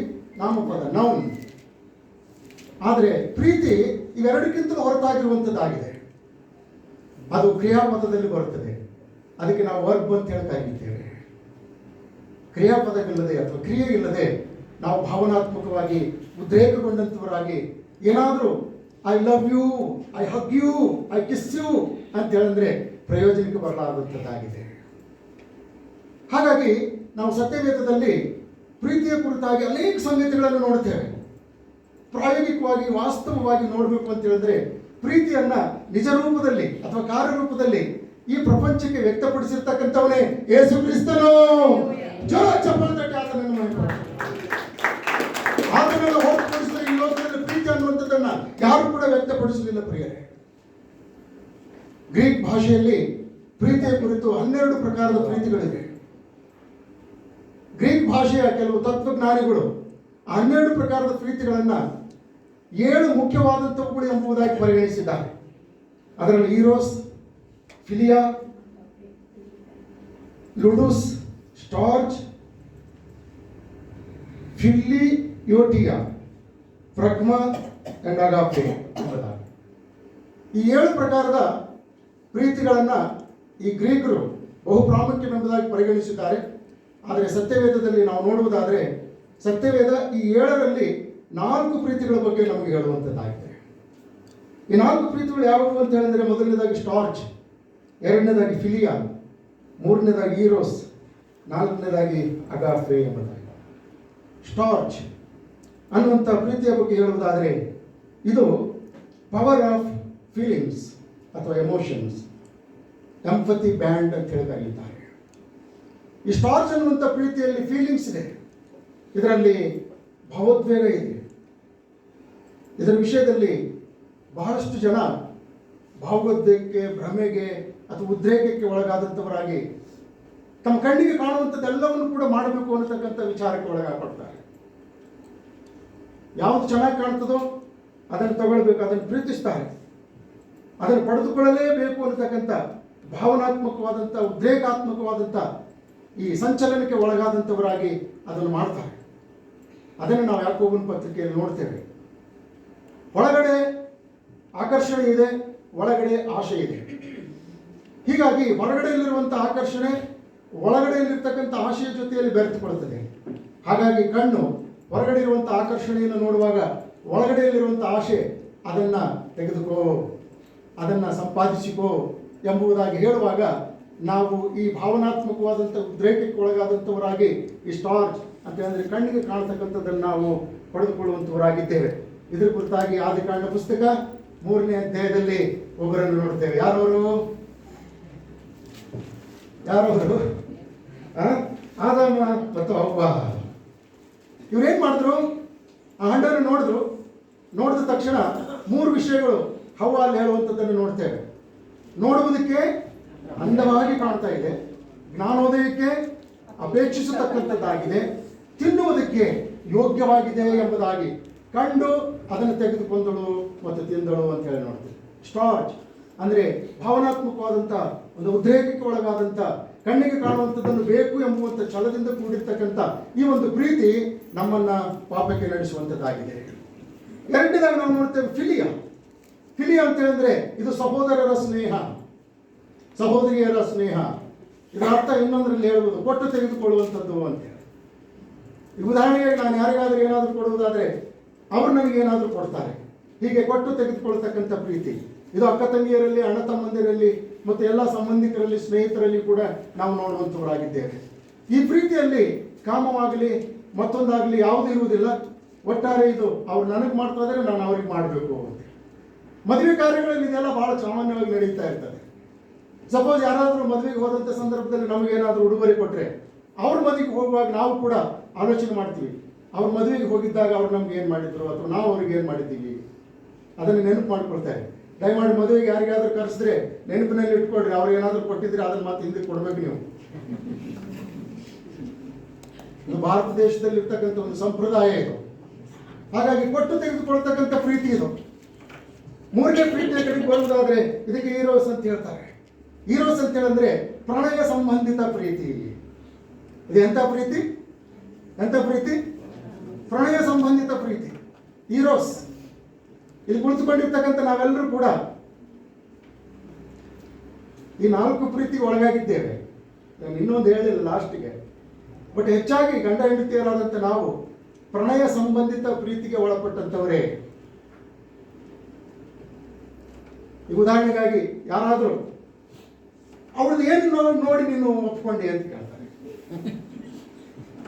ಯಾಕೋ ಮಾಂತೇಶ್ ನಗ್ತಾ ಇದ್ದಾನೆ. ಸಂಗೀತದ ಏನು ನೋಡಿ ಒಪ್ಕೊಂಡಿ, ಸಾರಿ ಏನು ಹೆಸರು, ಸುಧಾನ್ ಏನು ನೋಡಿ ಒಪ್ಕೊಂಡಿ ಅಂತೇಳಿ ಕೇಳಿದ ತಕ್ಷಣ ಅವನು ಏನೋ ಒಂದು ಹೇಳ್ಬಿಡ್ತಾನೆ. ಅದೇ ಸಂದರ್ಭದಲ್ಲಿ ಆ ಹುಡುಗಿ ಕೇಳಿ ಅವನದೇನು ನೋಡಿ ನೀನು ಒಪ್ಕೊಂಡಿ ಅಂತ ಹೇಳಿದ್ರೆ ಏನೋ ಒಂದು ಹೇಳ್ಬಿಡ್ತಾರೆ. ಕರೆಕ್ಟ್ ಅಲ್ರಿ? ನನ್ನ ಹತ್ರ ಒಬ್ರು ಕೌನ್ಸಿಲಿಂಗ್ ಬಂದಿದ್ರು. ಮುಂಬೈಯಿಂದ ಒಬ್ಬ ಗೌಂಡಿ ಕೆಲಸ ಮಾಡ್ತಕ್ಕಂಥ ಹುಡುಗ, ಲೇಬರ್ ಕೆಲಸ ಮಾಡ್ತಕ್ಕಂಥ ಹುಡುಗ, ಬಿಲಿವರ್ ಅಲ್ಲ ಅವನು, ಬಟ್ ಬಿಲಿವರಿಗೆ ಸಂಬಂಧಪಟ್ಟಂಥ ಹುಡುಗ. ಏನೋ ರಿಲೇಷನ್ ಆಗ್ತಾ ಇದ್ದ. ಮುಂಬೈಯಲ್ಲಿ ಕೆಲಸ ಮಾಡ್ತಾ ಇರ್ಬೇಕಾದ್ರೆ ಒಬ್ಬ ಮಾರ್ವಾಡಿ ಹುಡುಗಿ ಕರ್ಕೊಂಡು ಗುಲ್ಬರ್ಗಕ್ಕೆ ಓಡಿ ಬಂದ.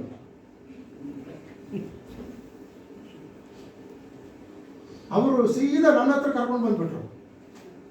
ಪಾಸ್ಟ್ರೇ ಹುಡುಗ ಹುಚ್ಚು ಕೆಲಸ ಮಾಡಿಬಿಟ್ಟಿದ್ದಾನೆ, ಗೌಂಡಿ ಕೆಲಸ ಮಾಡ್ತಾನೆ, ಹೋಗಿ ಮಾರ್ವಾಡಿ ಹುಡುಗಿ ಕರ್ಕೊಂಡು ಬಂದ್ಬಿಟ್ಟಿದ್ದಾನೆ, ಏನು ಮಾಡಬೇಕು ಅನ್ನೋದು ಗೊತ್ತಾಗ್ತಾ ಇಲ್ಲ. ಈ ಹುಡುಗಿಗೆ ವಾಪಸ್ ಹೋಗಂದ್ರೆ ಹೋಗ್ತಾ ಇಲ್ಲ, ಇವ್ನಿಗೆ ಹೋಗಿ ಬಿಟ್ಟು ಬಾ ಅಂತ ಹೇಳಿದ್ರು ಹೋಗಿ ಬಿಟ್ಟು ಬರಕ್ತಾ ಇರಲ್ಲ. ನೀವಾದ್ರೂ ನಮ್ಮ ಜೊತೆಗೆ ಬಂದ್ರಿ, ಎಲ್ಲರೂ ಕೂಡಿ ಬಿಟ್ಟು ಬರೋಣ ಅಂತ ಹೇಳಂತ. ಸರಿ, ಅದು ಬಿಟ್ಟು ಬರೋದು ಮಾಡೋದು ಆಮೇಲಿನ ಮಾತು. ಈಗ ಫಸ್ಟ್ ನಾನು ಕೇಳೋ ಕ್ವಶನ್ಸ್ ಕೇಳ್ತೀನಿ, ಅದಕ್ಕೆ ತಕ್ಕ ಉತ್ತರ ಹೇಳಿದ್ರೆ ಸರಿ ಐತೆ. ಅವ್ನು ಕೇಳಮ್ಮ ನಿನ್ಗೆ ಎಷ್ಟು ವಯಸ್ಸು ಅಂತ ಹೇಳಿದೆ. ನನಗೀಗ 21 ವಯಸ್ಸು.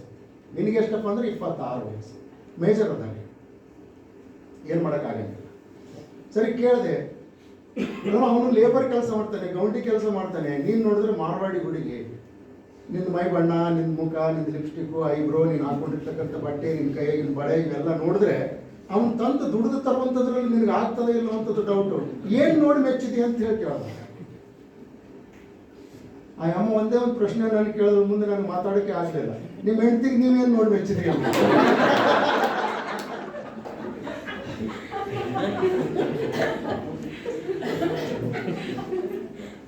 ಇದು ವಾಸ್ತವ ಕ್ರಿಯೆ, ಇದು ವಾಸ್ತವ.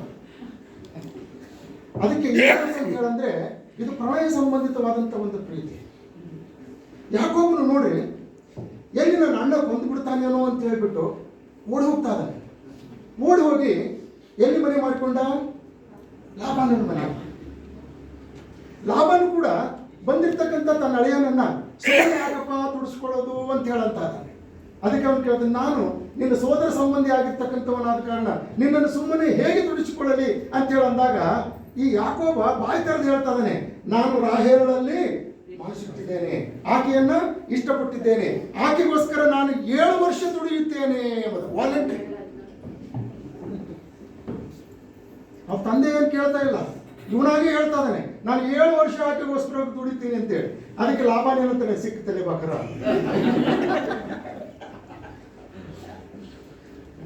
ಬೇರೆಯವರಿಗೆ ಕೊಡುವುದಕ್ಕಿಂತಲೂ ನನ್ನ ಮಗಳನ್ನು ಇವನಿಗೇ ಕೊಡುವಂಥದ್ದು ಒಳ್ಳೆಯದು ಅಂತ ಹೇಳ್ಬಿಟ್ಟು 7 ವರ್ಷ ಅವನಿಗೆ ದುಡಿಸ್ಕೊಂಡ.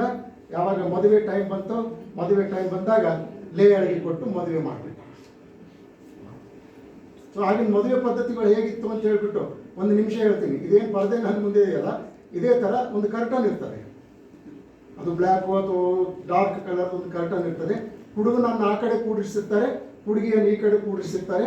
ಎಲ್ಲ ಒಪ್ಪಂದ ಒಡಂಬಡಿಕೆಗಳೆಲ್ಲ ಆದಮೇಲೆ ಇನ್ನು ಮುಂದೆ ಈ ಹುಡುಗಿ ನಿನ್ನವಳು, ಆ ಹುಡುಗ ನಿನ್ನವನು ಅಂತ ಹೇಳ್ಬಿಟ್ಟು ಮನೆಯವರೆಲ್ಲರೂ ಕೂಡಿ ಇಬ್ಬರನ್ನ ಒಪ್ಪಂದ ಮಾಡಿಸಿ ರಾತ್ರಿ ಆಗಿಂದಾಗಲೇ ಇವರು ಹಬ್ಬ ಮಾಡ್ಕೊಂಡು ಊಟ ಮಾಡ್ಕೊಂಡು ಹೋಗ್ತಿರ್ಬೇಕಾದ್ರೆ ಇಬ್ಬರು ಗಂಡ ಹೆಂಡತಿ ಏನು ಮಾಡ್ತಾರೆ, ಬೆಡ್ರೂಮಿಗೆ ಕಳಿಸ್ತಾರೆ. ಇದು ಪಾಲೆಸ್ತೈನ್ ದೇಶದ ಪದ್ಧತಿ. ಈಗಲೂ ಮಹಮ್ಮದಿಯಲ್ಲೂ ಕೂಡ ಇದೇ ಪದ್ಧತಿ ಇರುವಂಥದ್ದಾಗಿದೆ. ಈಗ ಆಧುನಿಕ ಪ್ರಪಂಚ ಎಲ್ಲರೂ ಬೇರೆ ಬೇರೆ ರೀತಿಯಿಂದ ಮಾಡ್ತಾ ಇದ್ದಾರೆ. ಹಾಗಾಗಿ ಯಾಕೊಬ್ಬನು ಮದುವೆ ಏನಾಯಿತು, ಅಲ್ಲೇ ರಾಯರ ಜೊತೆಯಲ್ಲಿ ನಾನು ಜೀವನ ಮಾಡ್ಬೋದು ಅಂತೇಳಿ ಹೋಗ್ತಾನೆ. ಆದರೆ ಬೆಳಗಾಗಿದ್ದು ನೋಡುವಾಗ ಅಲ್ಲಿ ರಾಯರ ರಿಂಗಲ್ಲಿ ಯಾರಿರ್ತಾರೆ? ನೋಡ್ರಿ, ಬರ್ತಾನೆ, ಕೋಪಿಸ್ಕೊಂಡು ಬರ್ತಾನೆ.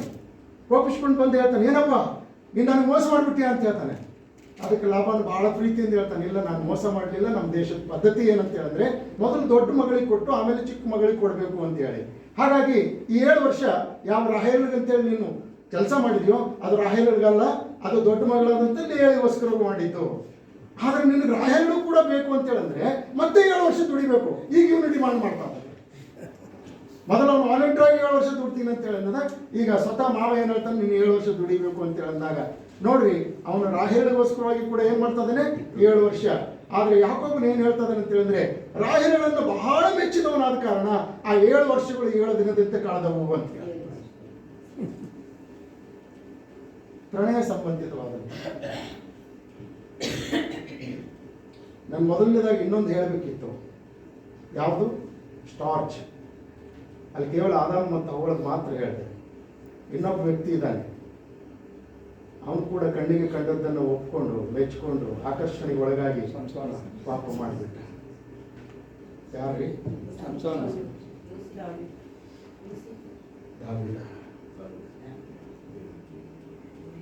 ಅದಕ್ಕೆ ಸ್ಟಾರ್ಚ್ ಅನ್ನುವಂಥ ಪ್ರೀತಿಯಲ್ಲಿ ಪಾಪವಿದೆ ಅಂತ ಹೇಳಿದೆ. ಫಿಲಿಯೋ ಅನ್ನುವಂಥ ಪ್ರೀತಿ ಅಣ್ಣ ತಮ್ಮಂದಿರದು ಸ್ನೇಹಿತರ ಪ್ರೀತಿ. ಈರೋಸ್ ಅನ್ನುವಂಥದ್ದು ಪ್ರಣಯ ಸಂಬಂಧಿತವಾದಂಥ ಪ್ರೀತಿ. ಈ ಪ್ರಣಯ ಸಂಬಂಧಿತವಾದಂಥ ಪ್ರೀತಿನೇ ಪರಿಪೂರ್ಣವಾಗಬೇಕೆಂಬುದಾಗಿ ದೇವರ ಅಪೇಕ್ಷಿಸ್ತಾರೆ. ಕೊರಿಂಥದವರಿಗೆ ಬರೆದ ಮೊದಲನೇ ಪತ್ರಿಕೆ 11ನೇ ಅಧ್ಯಾಯ 11ನೇ ವಚನ ದಯಮಾಡಿ ನೋಡೋಣ.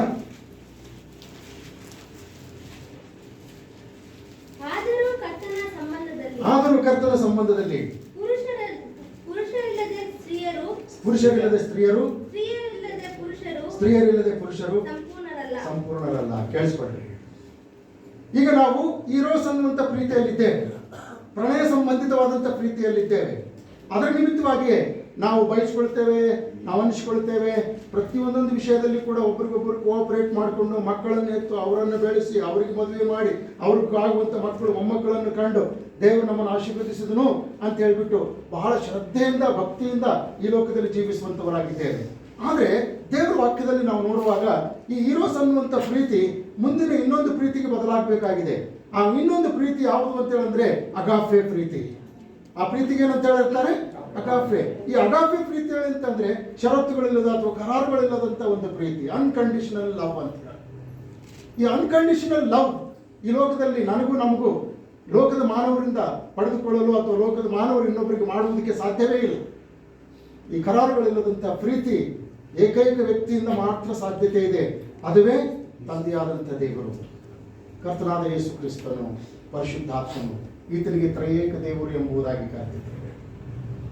ನೋಡಿ, ಆದಿಕಾಂಡ ಪುಸ್ತಕ 1ನೇ ಅಧ್ಯಾಯ 26ನೇ ವಚನದಲ್ಲಿ ಬನ್ನಿರಿ ನಮ್ಮ ಸ್ವರೂಪದಲ್ಲಿ ಮನುಷ್ಯರನ್ನು ಉಂಟು ಮಾಡೋಣ. ಬನ್ನಿರಿ ನಮ್ಮ ಸ್ವರೂಪದಲ್ಲಿ ಮನುಷ್ಯರನ್ನು ಉಂಟು ಮಾಡೋಣ. God is calling, holy spirit ಮತ್ತು ತನ್ನ ಮಗನಿಗೆ ಇಬ್ಬರನ್ನು ಕರೀತದೆ. ಬನ್ನಿರಿ, ಇಬ್ಬರನ್ನು ಕರೆದು ನಮ್ಮ ಸ್ವರೂಪದಲ್ಲಿ, ನಾವು ಮೂವರು ಏನು ಸ್ವರೂಪದಲ್ಲಿದ್ದೀವಿ ಆ ಸ್ವರೂಪದಲ್ಲಿ. ನೋಡಿ, ಮಾನವರಾದಂಥ ನಾವು ಪ್ರಾಣ, ಆತ್ಮ, ಶರೀರ ಎಂಬ 3 ವ್ಯಕ್ತಿತ್ವಗಳಲ್ಲಿ ರಚಿಸಲ್ಪಟ್ಟಂಥವರಾಗಿದ್ದೇವೆ. ಹಾಗೆಯೇ ದೇವರು ಕೂಡ ತಂದೆ, ಮಗ, ಪವಿತ್ರಾತ್ಮನೆಂಬ ತ್ರಯೇಕತ್ವದಲ್ಲಿ ರಚಿಸಲ್ಪಟ್ಟಂಥವನಾಗಿದ್ದಾನೆ. ಆತನಿಗೆ 3 ನಾಮಗಳಿದೆ ಅನ್ನುವಂಥದ್ದಾದ ಕಾರಣ 3 ದೇವರುಗಳಲ್ಲ. ಅದೇ ರೀತಿಯಿಂದ ಮನುಷ್ಯರಾದಂಥ ನಮಗೆ ಪ್ರಾಣ, ಆತ್ಮ, ಶರೀರ ಇದೆ ಎಂಬುದಾಗಿ ಅನ್ನುವಾಗ ನಾವು 3 ವ್ಯಕ್ತಿಗಳಲ್ಲ. ಈ 3 ಕೂಡಿ ಯಾವ ರೀತಿಯಿಂದ ಒಬ್ಬರು, ಅದೇ ರೀತಿಯಿಂದ ತ್ರಯೇಕ ದೇವರು 3 ಕೂಡಿ ಒಬ್ಬ ದೇವರಾಗಿದ್ದಾನೆ. ಆದ್ದರಿಂದ ಆತನು ಬನ್ನಿರಿ ನಮ್ಮ ಸ್ವರೂಪದಲ್ಲಿ ಮನುಷ್ಯರನ್ನು ಉಂಟು ಮಾಡೋಣ ಅಂತ ಅಂದಾಗ ಆತನ ಸ್ವರೂಪದಲ್ಲಿ ನಾವೆಲ್ಲರೂ ಮಾರ್ಪಡುವಾಗಲೇ ನಾವು ಆ ದೇವರ ಅಗಾಪ್ಯವಾದಂಥ ಪ್ರೀತಿಯನ್ನ ನಾವು ರುಚಿಸುವುದಕ್ಕೆ ಸಾಧ್ಯ, ಮತ್ತು ಅದೇ ಅಗಾಪ್ಯ ಪ್ರೀತಿಯನ್ನ ನಾವು ಇತರರಿಗೆ ತೋರಿಸುವುದಕ್ಕೆ ಸಾಧ್ಯತೆ ಇದೆ ಪ್ರಿಯರೇ. ಹಾಗಾಗಿಯೇ ಪುರುಷರು ಸ್ತ್ರೀಯರಿಲ್ಲದೆ ಪರಿಪೂರ್ಣರಲ್ಲ, ಅದೇ ರೀತಿಯಿಂದ ಸ್ತ್ರೀಯು ಪುರುಷನಿಲ್ಲದೆ ಪರಿಪೂರ್ಣರಲ್ಲ ಎಂಬುದಾಗಿ ಹೇಳಲಾಗಿದೆ. ಏನು ಇದರ ಅರ್ಥ? ಪರಿಪೂರ್ಣರಲ್ಲ ಅಂದ್ರೆ ಏನರ್ಥ?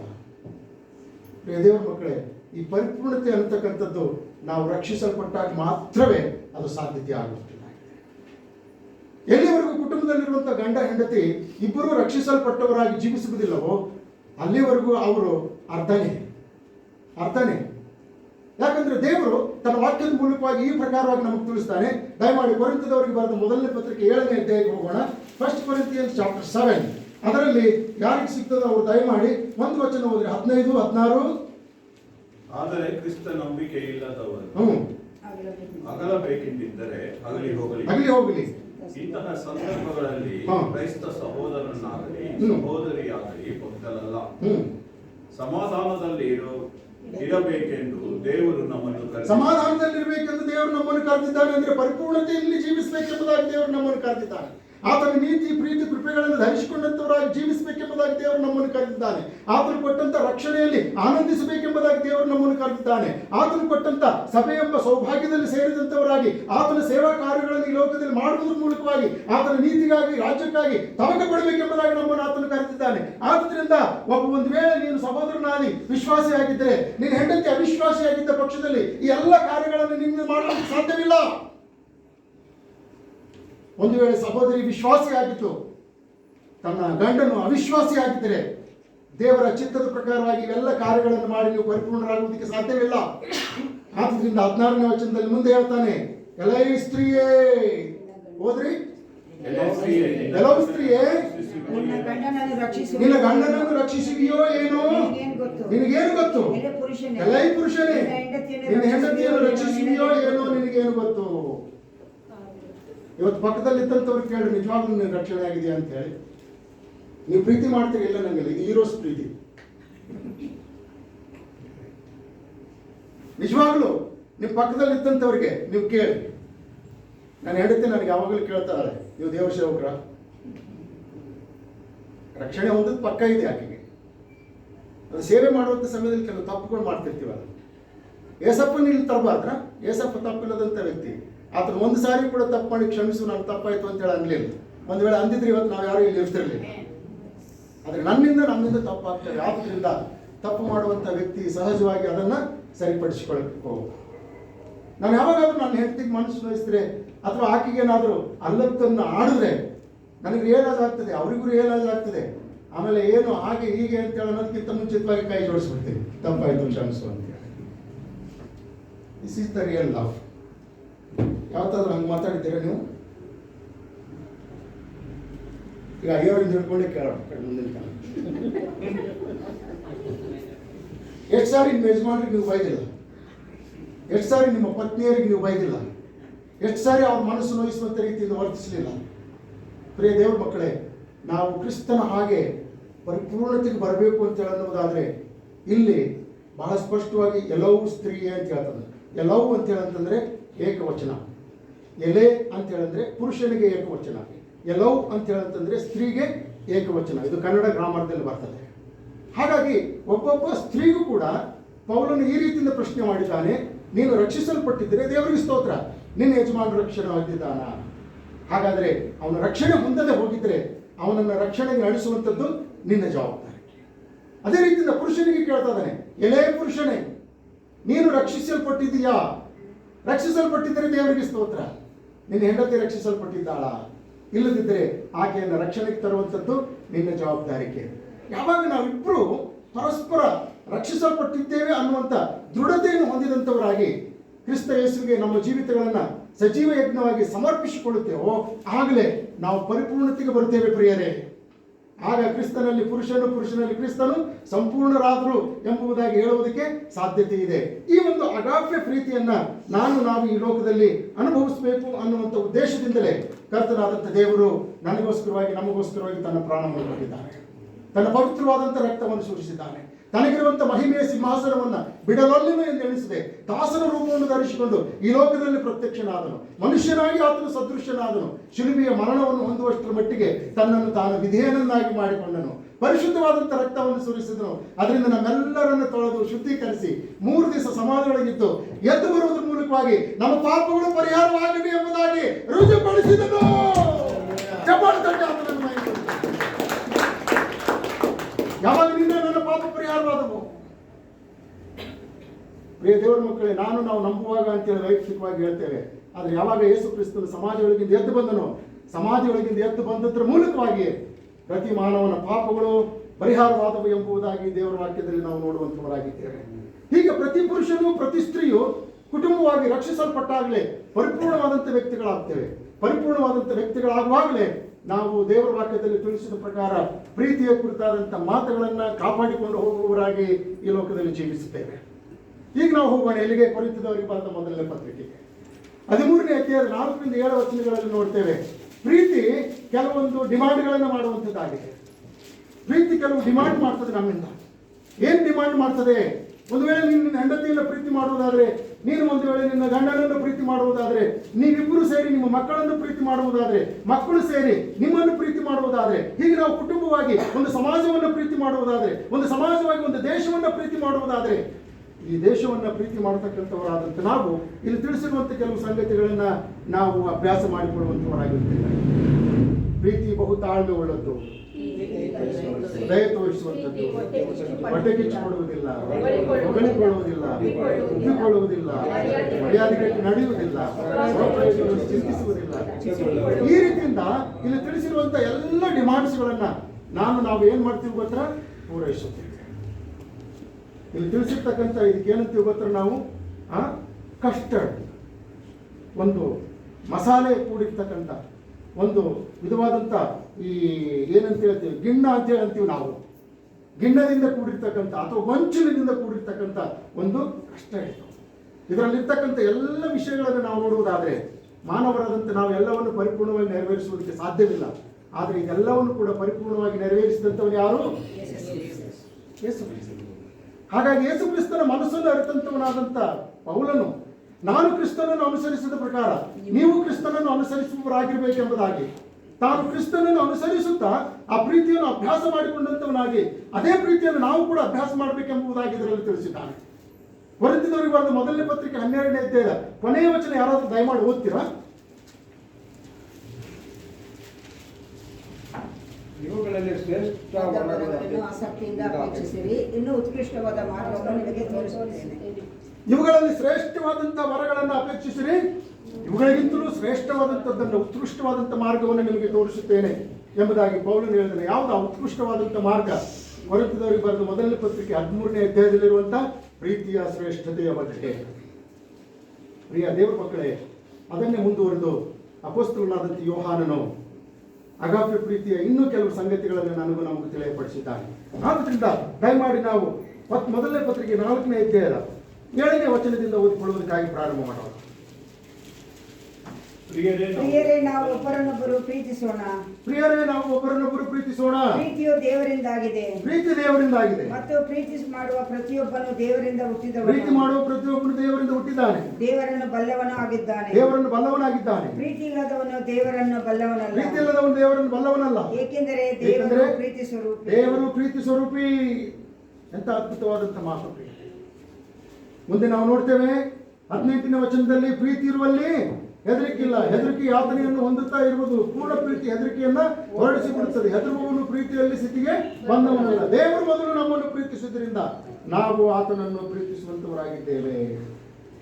21ನೇ ವಚನದಲ್ಲಿ ಹೇಳ್ತಾನೆ, ದೇವರನ್ನು ಪ್ರೀತಿಸುವವನು ತನ್ನ ಸಹೋದರನನ್ನು ಪ್ರೀತಿಸಬೇಕೆಂಬ ಆಜ್ಞೆಯನ್ನ ನಾವು ಆತನಿಂದ ಹೊಂದಿದ್ದೇವೆ. ಇದೆಲ್ಲವೂ ಅಗಾಪೆ ಪ್ರೀತಿಗೆ ಸಂಬಂಧಪಟ್ಟಂತ ಪ್ರೀತಿಯಾಗಿದೆ. ಇವತ್ತು ನಮ್ಮ ದೇಶದಲ್ಲಿ ಬಹಳಷ್ಟು ಜನ ಯಾವುದನ್ನು ಮೊದಲು ಪ್ರೀತಿಸಬೇಕು ಅನ್ನುವಂಥದ್ರ ಕುರಿತು ಗೊಂದಲದಲ್ಲಿದ್ದಾರೆ. ದೇಶ ಮೊದಲು, ದೇವರು ಮೊದಲು, ದೇವರು ಮೊದಲು, ದೇಶ ಮೊದಲು.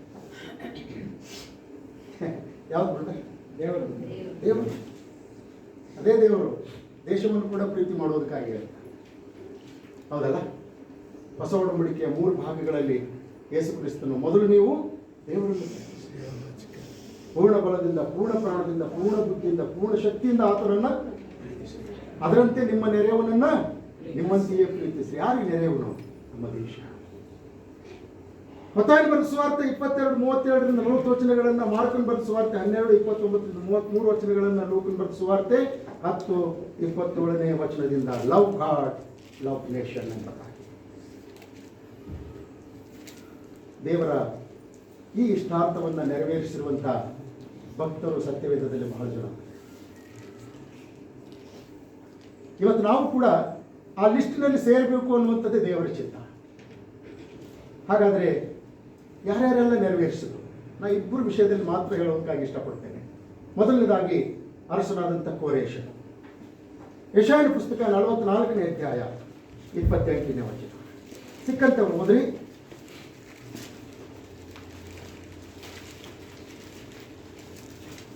ಯೆಶಾಯನ ಪುಸ್ತಕ 44ನೇ ಅಧ್ಯಾಯ 28ನೇ ವಚನ.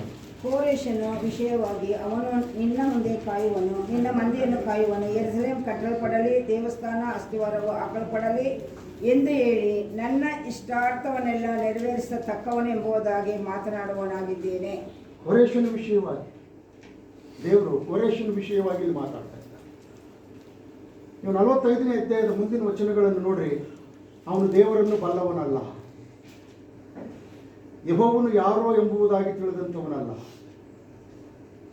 ಫರೋಹನನ ಮುಂದೆ ನಿಂತುಕೊಂಡಂಥ ಮೋಶೆ, ಆರೋನರು ಯೆಹೋವನ ಕುರಿತಾದಂಥ ಅನೇಕ ಸಂಗತಿಗಳನ್ನು ತಿಳಿಸಿದ್ರು ಸಹ ಫರೋಹನನು ಕೊನೆಗೆ ಒಂದೇ ಒಂದು ಮಾತು ಹೇಳಿದನು, ನೀವು ತಿಳಿಸುವಂಥ ಯೆಹೋವನು ಯಾರೋ ಏನೋ ನನಗೆ ಗೊತ್ತಿಲ್ಲ ಅಂತ ಹೇಳಿ. ಕೋರೇಶನಿಗೆ ಯಾರು ಯೆಹೋವನ ಕುರಿತಾಗಿ ತಿಳಿಸಲಿಲ್ಲ. ಕೇಳಿಸ್ಕೊಂಡ್ರಿ, 70 ವರ್ಷಗಳ ಕಾಲ ಯೆಹೂದ್ಯರು ಬಾಬೇಲ್ ಸಂಸ್ಥಾನದಲ್ಲಿ ದಾಸರಾಗಿದ್ದರು. ಆ ಸಂದರ್ಭದಲ್ಲಿ ಇವನು ಲಾಸ್ಟಿಗೆ ಬರ್ತಾ ಇದ್ದಾನೆ. ಅದಕ್ಕಿಂತ ಮುಂಚಿತವಾಗಿ ನೆಬೂಕದ್ನೆಚ್ಚರ್ 40 ವರ್ಷ ಇವರನ್ನು ಆಳ್ದ. ಅದರ ನಂತರ ಅವನ ಮಗನಾದಂಥ ಅಹೇಶ್ವರೋಷ ಆಳ್ದ. ಅದಾದ್ಮೇಲೆ ದಾರೇವೇಶ ಅಂತಕ್ಕಂಥವನು ಯೆಹೂದ್ಯರನ್ನು ಆಳ್ದು. ದಾರೇವೇಶನ ನಂತರವಾಗಿ ಬರ್ತಕ್ಕಂಥವನು ಯಾರು? ಕೋರೇಶ. ಕೇವಲ ಕೆಲವು ದಿವಸಗಳಲ್ಲಿ ದೇವರು ಅವನಿಗೆ ದರ್ಶನದಲ್ಲಿ ಕಾಣಿಸಿಕೊಂಡು ಏನು ಹೇಳ್ತಾ ಇದ್ದಾನೆ? ನನ್ನ ಜನರನ್ನ ನನ್ನನ್ನು ಆರಾಧಿಸುವುದಕ್ಕೋಸ್ಕರವಾಗಿ ಮತ್ತೆ ತಿರುಗಿ ಅವರನ್ನ ನನ್ನ ಆಲಯವನ್ನ ಕಟ್ಟಿಸಿಕೊಳ್ಳುವುದಕ್ಕೋಸ್ಕರವಾಗಿ ಯೆರೂಸಲೇಮಿಗೆ ಹಿಂತಿರುಗಿ ಕಳಿಸಿಕೊಡು ಎಂಬುದಾಗಿ ಒಂದೇ ಒಂದು ಅಪ್ಪಣೆಯನ್ನು ಹೊಂದಿದಂಥ ಕೋರೇಶನು ಏನು ಮಾಡ್ತಾ ಇದ್ದಾನೆ?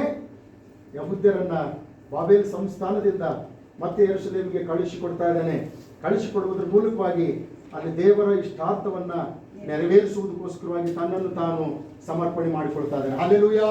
ಚಪ್ಪಾಳೆ ತಟ್ಟಿ ಆತನನ್ನು ಮಹಿಮೆಪಡಿಸೋಣ. ಎರಡನೇದಾಗಿ ನಾವು ನೋಡ್ತೇವೆ ಅರಸನಾದಂಥ ದಾವೀದನು.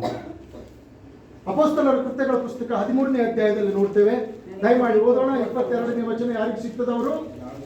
ಅಪೊಸ್ತಲರ ಕೃತ್ಯಗಳ ಪುಸ್ತಕ 13ನೇ ಅಧ್ಯಾಯ 22ನೇ ವಚನ.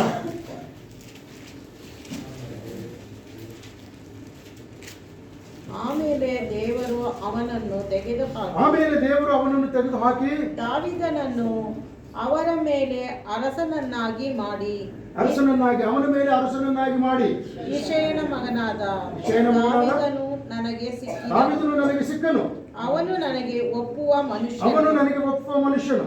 ಅವನು ನನ್ನ ಇಷ್ಟವನ್ನೆಲ್ಲ ನೆರವೇರಿಸುವವನು ಎಂಬುದಾಗಿ ಅವನ ವಿಷಯದಲ್ಲಿ ಸಾಕ್ಷಿ ಹೇಳಿದನು. ಅವನು ನನ್ನ ಇಷ್ಟವನ್ನೆಲ್ಲ ನೆರವೇರಿಸುವನು ಎಂಬುದಾಗಿ ಅವನ ವಿಷಯದಲ್ಲಿ ಸಾಕ್ಷಿ ಹೇಳಿದನು. ಇವರಿಬ್ಬರು ಹಳೆ ಒಡಂಬಡಿಕೆಯಲ್ಲಿ ಇದ್ದಾರೆ. ಹೊಸ ಒಡಂಬಡಿಕೆಯಲ್ಲಿ ಯಾರಾದರೂ ಇದ್ದಾರೆ? ದೇವರ ಮಕ್ಕಳೇ, ಹೊಸ ಒಡಂಬಡಿಕೆಯೂ ಕೂಡ ಇದ್ದಾರೆ. ಲೂಕನ್ ಬರೆದ ಸುವಾರ್ತೆ 1ನೇ ಅಧ್ಯಾಯ 5 ಮತ್ತು 6ನೇ ವಚನಗಳನ್ನು ನೋಡೋಣ.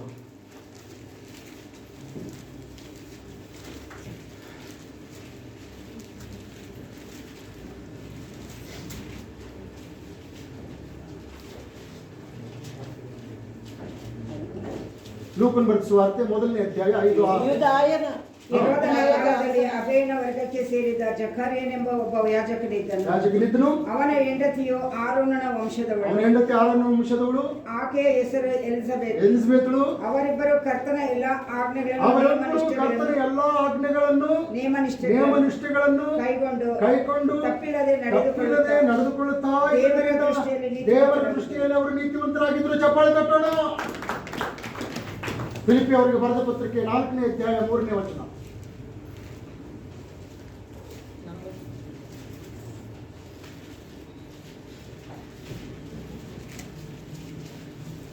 ಸತ್ಯ ಸಂಯೋಜನೆ ಅವರಿಗೆ ಸಹಾಯಕನಾಗಿರಬೇಕೆಂದು ನಿನ್ನನ್ನು ಕೇಳಿಕೊಳ್ಳುತ್ತೇನೆ. ಅವರ ಕ್ಲೇಮೆನ್ಸ್ ಮುಂತಾದ ಜೊತೆ ಕೆಲಸದವರೊಂದಿಗೆ ನನ್ನೊಂದಿಗೆ ಸುವಾರ್ತೆಗೋಸ್ಕರ ಪ್ರಯಾಸಪಟ್ಟವರು ಅವರವರ ಹೆಸರುಗಳು ಜೀವಬಾಧ್ಯರ ಪುಸ್ತಕದಲ್ಲಿ ಬರೆಯಲ್ಪಟ್ಟಿವೆ. ಹಲ್ಲೆಲೂಯಾ. ದೇವರ ಇಷ್ಟಾರ್ಥಗಳನ್ನು ನೆರವೇರಿಸಿದಂತವರು. ಯಾವ ಅಗಾಪ್ಯ ಪ್ರೀತಿಯಿಂದ ಇವರನ್ನ ಪ್ರೀತಿ ಮಾಡಿದನೋ ಇದೇ ಅಗಾಪ್ಯ ಪ್ರೀತಿಯಿಂದ ಇವರು ದೇವರನ್ನ ಪ್ರೀತಿ ಮಾಡಿದಂಥವ್ರು. ಯಾವ ಅಗಾಪ್ಯ ಪ್ರೀತಿಯಿಂದ ದೇವರು ಅವರ ಜೊತೆಯಲ್ಲಿದ್ದಂಥ ದೇಶವನ್ನ ಪ್ರೀತಿ ಮಾಡಿದನೋ ಅದೇ ಅಗಾಪ್ಯ ಪ್ರೀತಿಯಿಂದ ಇವರು ಕೂಡ ಆ ದೇಶವನ್ನ ಪ್ರೀತಿ ಮಾಡಿದಂಥವರು ಪ್ರಿಯರೇ. ಇವತ್ತು ಅದೇ ದೇವರು ನನಗೂ ನಮಗೂ ನೀವು ನನ್ನನ್ನು ಪ್ರೀತಿಸುವರಾದರೆ ಯೋಹಾನ್ ಬರೆದ ಮೊದಲನೇ ಪತ್ರಿಕೆ 4ನೇ ಅಧ್ಯಾಯ 21ನೇ ವಚನದಲ್ಲಿ ಹೇಳ್ತಾನೆ, ನಿಮ್ಮ ಸಹೋದರರನ್ನು ಕೂಡ ಪ್ರೀತಿಸುವಂತ ಹಂಗಿನವರಾಗಿದ್ದೀರಿ. ಇವತ್ತು ನಮ್ಮ ದೇಶ ನೋಡ್ರಿ, ಇವತ್ತು ನಮ್ಮ ದೇಶದ ನಾಗರಿಕರನ್ನು ನೋಡ್ರಿ ಪ್ರಿಯರೇ. ನೀವು ಅನ್ಬಹುದು ನಮ್ಗಿಂತಲೂ ಚೆನ್ನಾಗಿದ್ದಾರೆ, ತಪ್ಪೇನಿಲ್ಲ. ಒಂದ್ಸಾರಿ ನಾವು ಆ ಸಭಾಪಾಲನ ಸಮಿತಿಯಲ್ಲಿ ಮೇಲೆ ಕೂತ್ಕೊಂಡು ಕಾನ್ಫರೆನ್ಸ್ ಮಾಡ್ತಾ ಇರುವಾಗ ನಮ್ಮ ಬ್ರದರ್ ಹೇಳಿದ್ರು, ಈ ಲೋಕದಲ್ಲಿ ನಮಗಿಂತಲೂ ಅದೆಷ್ಟೋ ಜನ ಒಳ್ಳೊಳ್ಳೆ ಸ್ಥಾನಗಳಲ್ಲಿದ್ದಾರೆ, ಹಣವಂತರಿದ್ದಾರೆ, ಗುಣವಂತರಿದ್ದಾರೆ, ಪ್ರತಿಯೊಂದೊಂದು ಕೂಡ ಇದೆ ಅವರಲ್ಲಿ. ಯಾವುದು ಕೊರತೆ ಅಂತಕ್ಕಂಥದ್ದಿಲ್ಲ. ಆದರೂ ಒಂದು ಕೊರತೆ ಇದೆ ಅವರಲ್ಲಿ. ಏನ ಕೊರತೆ? ಆತ್ಮಿಕ ಕೊರತೆ. ಹೃದಯದಲ್ಲಿ ಒಂದು ವ್ಯಾಕ್ಯೂಮ್ ಇದೆ. ಆ ವ್ಯಾಕ್ಯೂಮ್ ನಲ್ಲಿ ಆ ಒಂದು ಪ್ರೀತಿ ಅನ್ನುವಂಥದ್ದು ತುಂಬುವುದಾದ್ರೆ ಆಗ ಅವರು ಎಲ್ಲಾ ವಿಷಯಗಳಲ್ಲಿ ಕೂಡ ಪರಿಪೂರ್ಣರಾಗುವುದಕ್ಕೆ ಸಾಧ್ಯತೆ ಇದೆ ಪ್ರಿಯರೇ. ಇವತ್ತು ದೇಶದ ಒಬ್ಬ ಸಾಮಾನ್ಯ ನಾಗರಿಕನಿಂದ ಹಿಡಿದುಕೊಂಡು ದೇಶದ ಮೊಟ್ಟ ಮೊದಲನೇ ಪ್ರಜೆಯಾಗಿರ್ತಕ್ಕಂಥವನವರೆಗೂ ಏಸು ಬೇಕು. ಅವರ ಹೃದಯದಲ್ಲಿ ಒಂದು ಬರಿದಾದಂಥ ಸ್ಥಳ ಇದೆ. ಆ ಬರಿದಾದಂಥ ಸ್ಥಳ ತುಂಬಬೇಕು. ಆದುದರಿಂದಲೇ ಕರ್ತನಾದಂಥ ಯೇಸು ಕ್ರಿಸ್ತನು ನಿನ್ನ ದೇವರಾದಂಥ ಯೆಹೋವನನ್ನ ನೀನು ಪೂರ್ಣ ಪ್ರಾಣದಿಂದ, ಪೂರ್ಣ ಬಲದಿಂದ, ಪೂರ್ಣ ಬುದ್ಧಿಯಿಂದ, ಪೂರ್ಣ ಶಕ್ತಿಯಿಂದ ಪ್ರೀತಿಸಬೇಕು. ಅದರಂತೆಯೇ ನಾನು ಇನ್ನೊಂದು ಆಜ್ಞೆಯನ್ನು ಕೊಡ್ತೇನೆ, ನಿನ್ನ ನೆರೆಯವನು ನಿನ್ನಂತೆಯೇ ಪ್ರೀತಿಸಬೇಕು. ಆದ್ರೆ ಯಾರು ನಮ್ಮ ನೆರೆಯವರು? ಯೇಸು ಸ್ವಾಮಿ ಆ ಒಳ್ಳೆಯ ಸಮಾರಂಭವನ ಕಥೆಯಲ್ಲಿ ಹೇಳ್ತಾರೆ. ಇವತ್ತು ನಮ್ಮ ಮುಂದೆ ಈ ಒಳ್ಳೆಯ ಸಮಾರಂಭವನ್ನು ಹಾಗೆ ಅದೆಷ್ಟೋ ಜನ ಎರಿಕೋ ಪಟ್ಟಣದಿಂದ ಯೆರೂಸಲೇಮಿಗೆ ಹೋಗ್ತಕ್ಕಂಥ ದಾರಿಯಲ್ಲಿ ಹೊಡೆಸಿಕೊಂಡಂಥವರಿದ್ದಾರೆ, ನಾನಾ ವಿಧವಾದಂಥ ಸಂಕಟಗಳಲ್ಲಿ ಸಿಕ್ಕಿಕೊಂಡಂಥವರಿದ್ದಾರೆ. ಅವರನ್ನು ಹೊರತುಪಡಿಸಿಯೇ ಶ್ರೀಮಂತ ವರ್ಗದಲ್ಲಿದ್ದಂಥವರು, ಹೃದಯ ಬರಿದಾಗಿ ಇಟ್ಟುಕೊಂಡು ಜೀವಿಸ್ತಕ್ಕಂಥವರು ಕೂಡ ಇದ್ದಾರೆ. ಅವರೆಲ್ಲರನ್ನು ಕೂಡ ನಾವು ಕರ್ತನ ಕಡೆಗೆ ನಡೆಸುವಂತ ಹಂಗಿನವರಾಗಿದ್ದೇವೆ ಪ್ರಿಯರೇ. ಈ ಸಂದರ್ಭದಲ್ಲಿ ಅರಸನಾದಂಥ ದಾವೀದನು ದೇವರ ಅಗಾಪ್ಯ ಪ್ರೀತಿಯ ಕುರಿತು ಯಾವ ರೀತಿ ಕೆಲಸ ಮಾಡಿದ್ದಾನೆ ಅನ್ನುವಂಥದ್ರ ಬಗ್ಗೆ ಒಂದು ಉದಾಹರಣೆಯನ್ನು ಹೇಳುವುದಕ್ಕಾಗಿ ನಾನು ಇಷ್ಟಪಡ್ತೇನೆ. ಈಗಾಗಲೇ ನಾವು ಅಪೊಸ್ತಲರ ಕೃತ್ಯಗಳ ಪುಸ್ತಕ 13:22ನೇ ವಚನವನ್ನು ಓದಿದ್ದೇವೆ. ದಯಮಾಡಿ ಯಾರಾದರೂ ಮೊದಲಿನ ಭಾಗ ಓದ್ರಿ.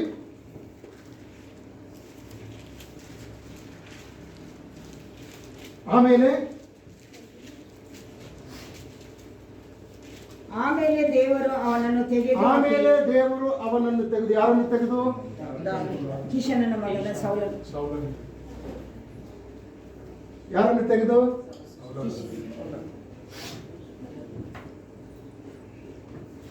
ಕೀಷನನ ಮಗನಾದ ಸೌಲನನ್ನು ತೆಗೆದು ಅಲ್ಲಿ ಬರ್ದಿದ್ದಾರೆ. ಸೌಲನ್ನು ತೆಗೆದು ಅಂತ ಇಲ್ಲಲ್ಲ, ಸೌಲನನ್ನು ಕೊಟ್ಟನು. ನಾವು ಹೇಳ್ತೀವಿ 2ನೇ ಅರಸುಗಳ ಪುಸ್ತಕ 4ನೇ ಅಧ್ಯಾಯ ಹೋಗುವಾಗ ಅಲ್ಲಿ ಸೌಲನ ನಂತರ ಅವನ ಮಗನಾದಂಥ ಇಷ್ಬೋಶೆತನು ಅರಸನ. ಯಾರು? ಇಷ್ಬೋಶೆತ, ಇಸ್ರಾಯೇಲ್ನ ಅರಸನ. ರೇಕಾಬ್ ಮತ್ತು ಬಾಣ ಅನ್ನುವಂಥ ಇಬ್ಬರು ಸೇನಾಪತಿಗಳು ಅವನನ್ನ ಮೋಸದಿಂದ ಏನ್ ಮಾಡ್ತಾರೆ? ಕೊಂದು ಹಾಕಿ ಅವನ ತಲೆ ತೆಗೆದುಕೊಂಡು ದಾವೀದನ ಹತ್ರ ಹೋಗ್ತಾನೆ. ಕೇಳಿಸ್ಕೊಳ್ರಿ, ದಾವೀದನಿಗೆ ಸೌಲನ ಮನೆಯವರೆಲ್ಲರೂ ಶತ್ರುಗಳೇ. ಒಂದು ರೀತಿಯಿಂದ ಹೇಳಬೇಕು ಅಂತ ಹೇಳೋದಾದ್ರೆ, ಸೌಲ ತನ್ನ ಮಗಳು ಮೀಕಲಳಿಗೆ ಕೊಟ್ಟಿದ್ದಾನೆ. ಅವರೆಲ್ಲ ಬಂಧುಗಳೇ. ಆದರೂ ಬಂಧುಗಳಾಗಿರ್ತಕ್ಕಂಥವ್ರು ಅವರಿಗೆ ಏನಾಗಿದ್ದಾರೆ? ಶತ್ರು. ಈ ಶತ್ರುವಿನ ತಲೆಯನ್ನು ಕಳೆದುಕೊಂಡು ಬಂದಿರತಕ್ಕಂಥ ಆ ರೇಕಾಬ್ ಮತ್ತು ಬಾಣ ಅಂತಕ್ಕಂಥವ್ರಿಗೆ ದಾವೀದನು ಶ್ಲಾಘಿಸಬೇಕಾಗಿತ್ತು. ಆದ್ರೆ ಏನ್ ಮಾಡ್ತಾ ಇದ್ದಾನೆ? ನೀತಿವಂತನ ಮನೆಯನ್ನು ಹೊಕ್ಕು ಅವನ ತಲೆಯನ್ನು ಕಳೆದುಕೊಂಡು ಬಂದ್ರಲ್ಲ, ನಿಮಗೆ ಎಷ್ಟೋ ಧೈರ್ಯ ಅವರನ್ನು ಸಂಹರಿಸ್ತಾರೆ ಮತ್ತು ಅವನ ಶವವನ್ನು ತೆಗೆದುಕೊಂಡು ಹೋಗಿ ಗೌರವಯುತವಾಗಿ ಸಮಾಧಿ ಮಾಡ್ತಾ ಇದ್ದಾರೆ.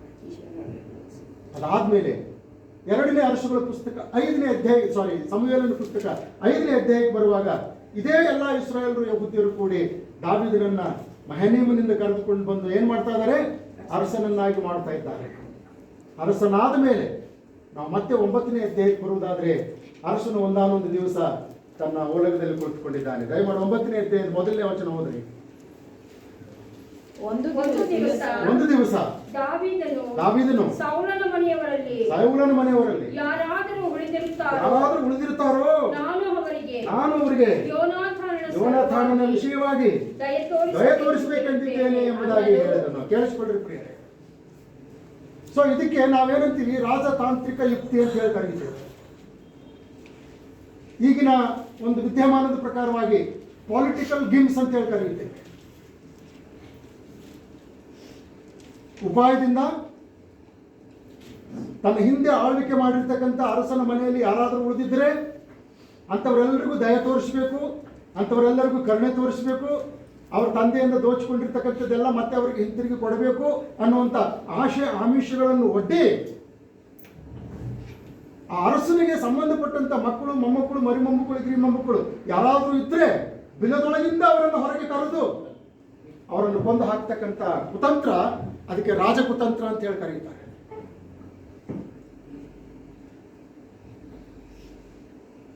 This is not a good news for the people, those who have been back. ಹಿಂದೆ ಆಳ್ವಿಕೆ ಮಾಡಿದಂಥವರಿಗೆ ಇದು ಒಳ್ಳೆಯ ಸುದ್ದಿ ಅಲ್ಲ, ಕೆಟ್ಟ ಸುದ್ದಿ ಇದು. ಆದರೆ ದಾವೀದನ ಮನಸ್ಸು ಹಾಗಿಲ್ಲ.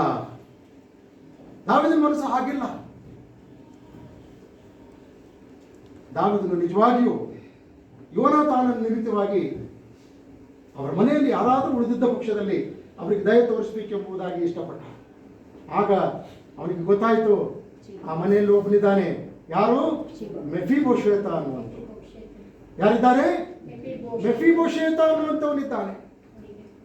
ಯುದ್ಧದ ಸಮಯದಲ್ಲಿ ಅರಸನಾದಂಥ ಸೌಲನನ್ನ, ಯೋನಾಥಾನನನ್ನ ಮತ್ತು ಅವನೆಲ್ಲ ಸೈನಿಕರನ್ನ ಕೊಂದು ಹಾಕಿದ್ರು ಅಂತ ಹೇಳುವಾಗ ಭಯಪಟ್ಟಂತ ದಾಸಿ ಮೆಫಿಬೋಶೆತನನ್ನು ಕಂಕಳಲ್ಲಿ ಎತ್ಕೊಂಡು ಓಡ್ತಾ ಇರಬೇಕಾದ್ರೆ ಕಂಕಳಿನೊಳಗಿಂದ ಮೆಫಿಬೋಶೆತನು ಕೆಳಗಡೆ ಬಿದ್ದು 2 ಕಾಲುಗಳನ್ನ ಕುಂಟು ಮಾಡಿಕೊಂಡಂತವನಾಗಿದ್ದನು. ಚಿಕ್ಕಂದಿನಿಂದ ಕುಂಟಾಗಿರ್ತಕ್ಕಂಥ ಒಬ್ಬ ವ್ಯಕ್ತಿ ಮಾತ್ರ ಅಲ್ಲಿದ್ದಾನೆ. ಆಗ ಚೀಬ ಅಂತಕ್ಕಂಥ ಸೇವಕ ದಾವೀದನಿಗೆ ಈ ವಿಷಯವನ್ನು ತಿಳಿಸಿದಾಗ ದಾವೀದನು ಮೆಫಿಬೋಶೆತನನ್ನು ಬರುವುದಕ್ಕಾಗಿ ತಿಳಿಸಿರಿ ಎಂಬುದಾಗಿ. ದಾವೀದನಿಗೆ ಗೊತ್ತಿರಲಿಲ್ಲ ಇವನು ಕುಂಟಿನಾಗಿದ್ದಾನೆ ಅಂತೇಳಿ. ದಾವೀದನಿಗೆ ಗೊತ್ತಿರಲಿಲ್ಲ ಇವನು ಆ ದಾಸಿ ಹೊತ್ಕೊಂಡು ಹೋಗುವಂತ ಸಮಯದಲ್ಲಿ ಚಿಕ್ಕ ಪ್ರಾಯದಲ್ಲಿ ಬಿದ್ದು 2 ಕಾಲುಗಳನ್ನು ಕಳೆದುಕೊಂಡಿದ್ದಾನೆ ಅಂತೇಳಿ. ದಾವೀದನು ಏನು ಅಂದ್ಕೊಂಡಿದ್ದ? ಮೆಫಿಬೋಶೆತ ಯೋನಾಥಾನನ ಹಾಗೆ ಇರಬಹುದೇನೋ, ಮೆಫಿಬೋಶೆತ ಯೋನಾಥಾನನ ತಂದೆಯಾದಂಥ ಸೌಲನ ಹಾಗೆ ಇರಬಹುದೇನೋ. ಒಟ್ಟಾರೆ ಅವನಿಗೆ ನಾನು ಯೋನಾಥಾನನ ನಿಮಿತ್ತವಾಗಿ ದಯ ತೋರಿಸಬೇಕು ಎಂಬುದಾಗಿ ಬರಮಾಡಿದಾಗ ಅಲ್ಲಿ ನಾವು ನೋಡ್ತಾ ಇದ್ದೇವೆ ಮೆಫಿಬೋಶೆತನ 2 ಕಾಲುಗಳು 2 ಕುಂಟ. ದಾವೀದನು ಅವನನ್ನು ನೋಡಿದ ತಕ್ಷಣ 2 ಮಾತುಗಳನ್ನು ಹೇಳ್ತಾ ಇದ್ದಾನೆ. ಮೊದಲನೇದಾಗಿ, ಯಾವ ಸಂಪತ್ತು ನಿನ್ನ ತಂದೆಯದು ಇವತ್ತು ನನ್ನ ಆಳ್ವಿಕೆಯಲ್ಲಿ ನನ್ನ ವ್ಯಾಪ್ತಿಯಲ್ಲಿ ಬರ್ತದೋ ಅದೆಲ್ಲವನ್ನು ಕೂಡ ನಾನು ನಿನಗೆ ಹಿಂದಕ್ಕೆ ಕೊಡ್ತೇನೆ. ಎರಡನೇದಾಗಿ, ನೀನು ಮಾತ್ರ ಪ್ರತಿದಿನ ನನ್ನ ಪಂಕ್ತಿಯಲ್ಲಿ ಊಟ ಮಾಡಬೇಕು. ಹಲ್ಲೆಲೂಯಾ, ಚಪಾಚಟಿ ಅದನ್ನು ಮೈಪಡಿಸೋಣ.